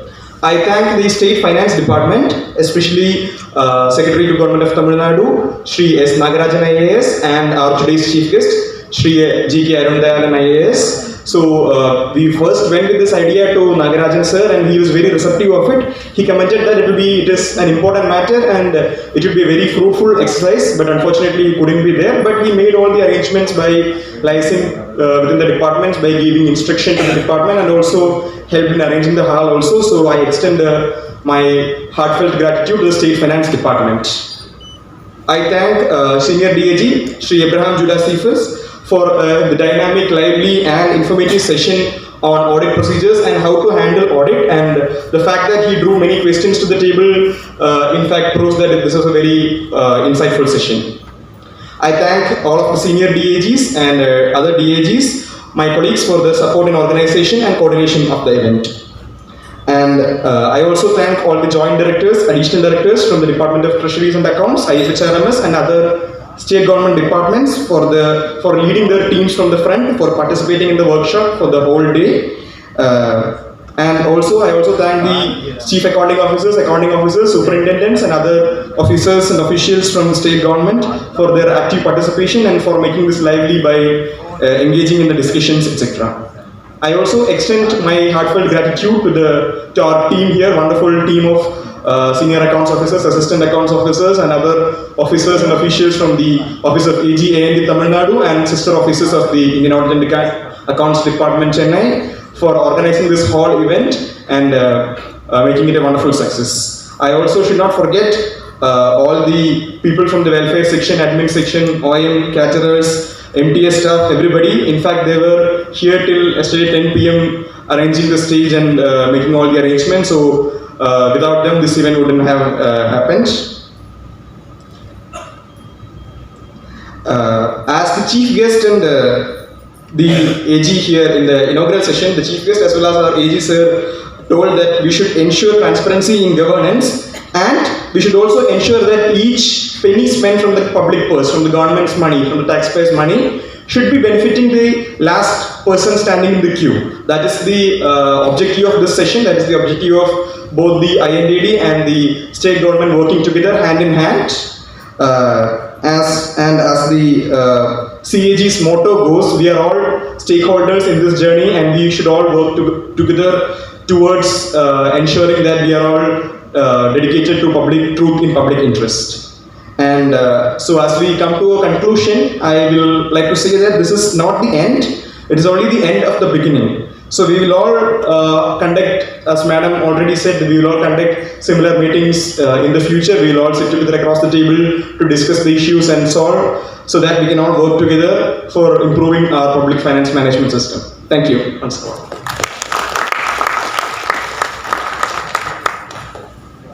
Thank you, sir.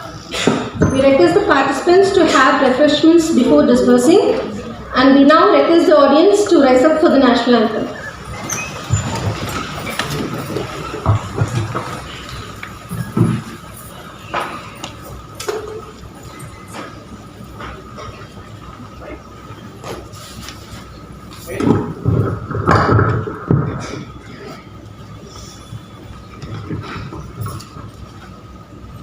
जनगण मन अधिनायक जय हे भारत भाग्य विधाता पंजाब सिंध गुजरात मराठा द्राविड़ उत्कल बंगा विंध्य हिमाचल यमुना गंगा उच्चल जलति तरंगा तव शुभ नामे जागे तव शुभ आशीष मागे गाहे तव जय गाथा जनगण मंगल मंगलदायक जय हे भारत भाग्य विधाता जय हे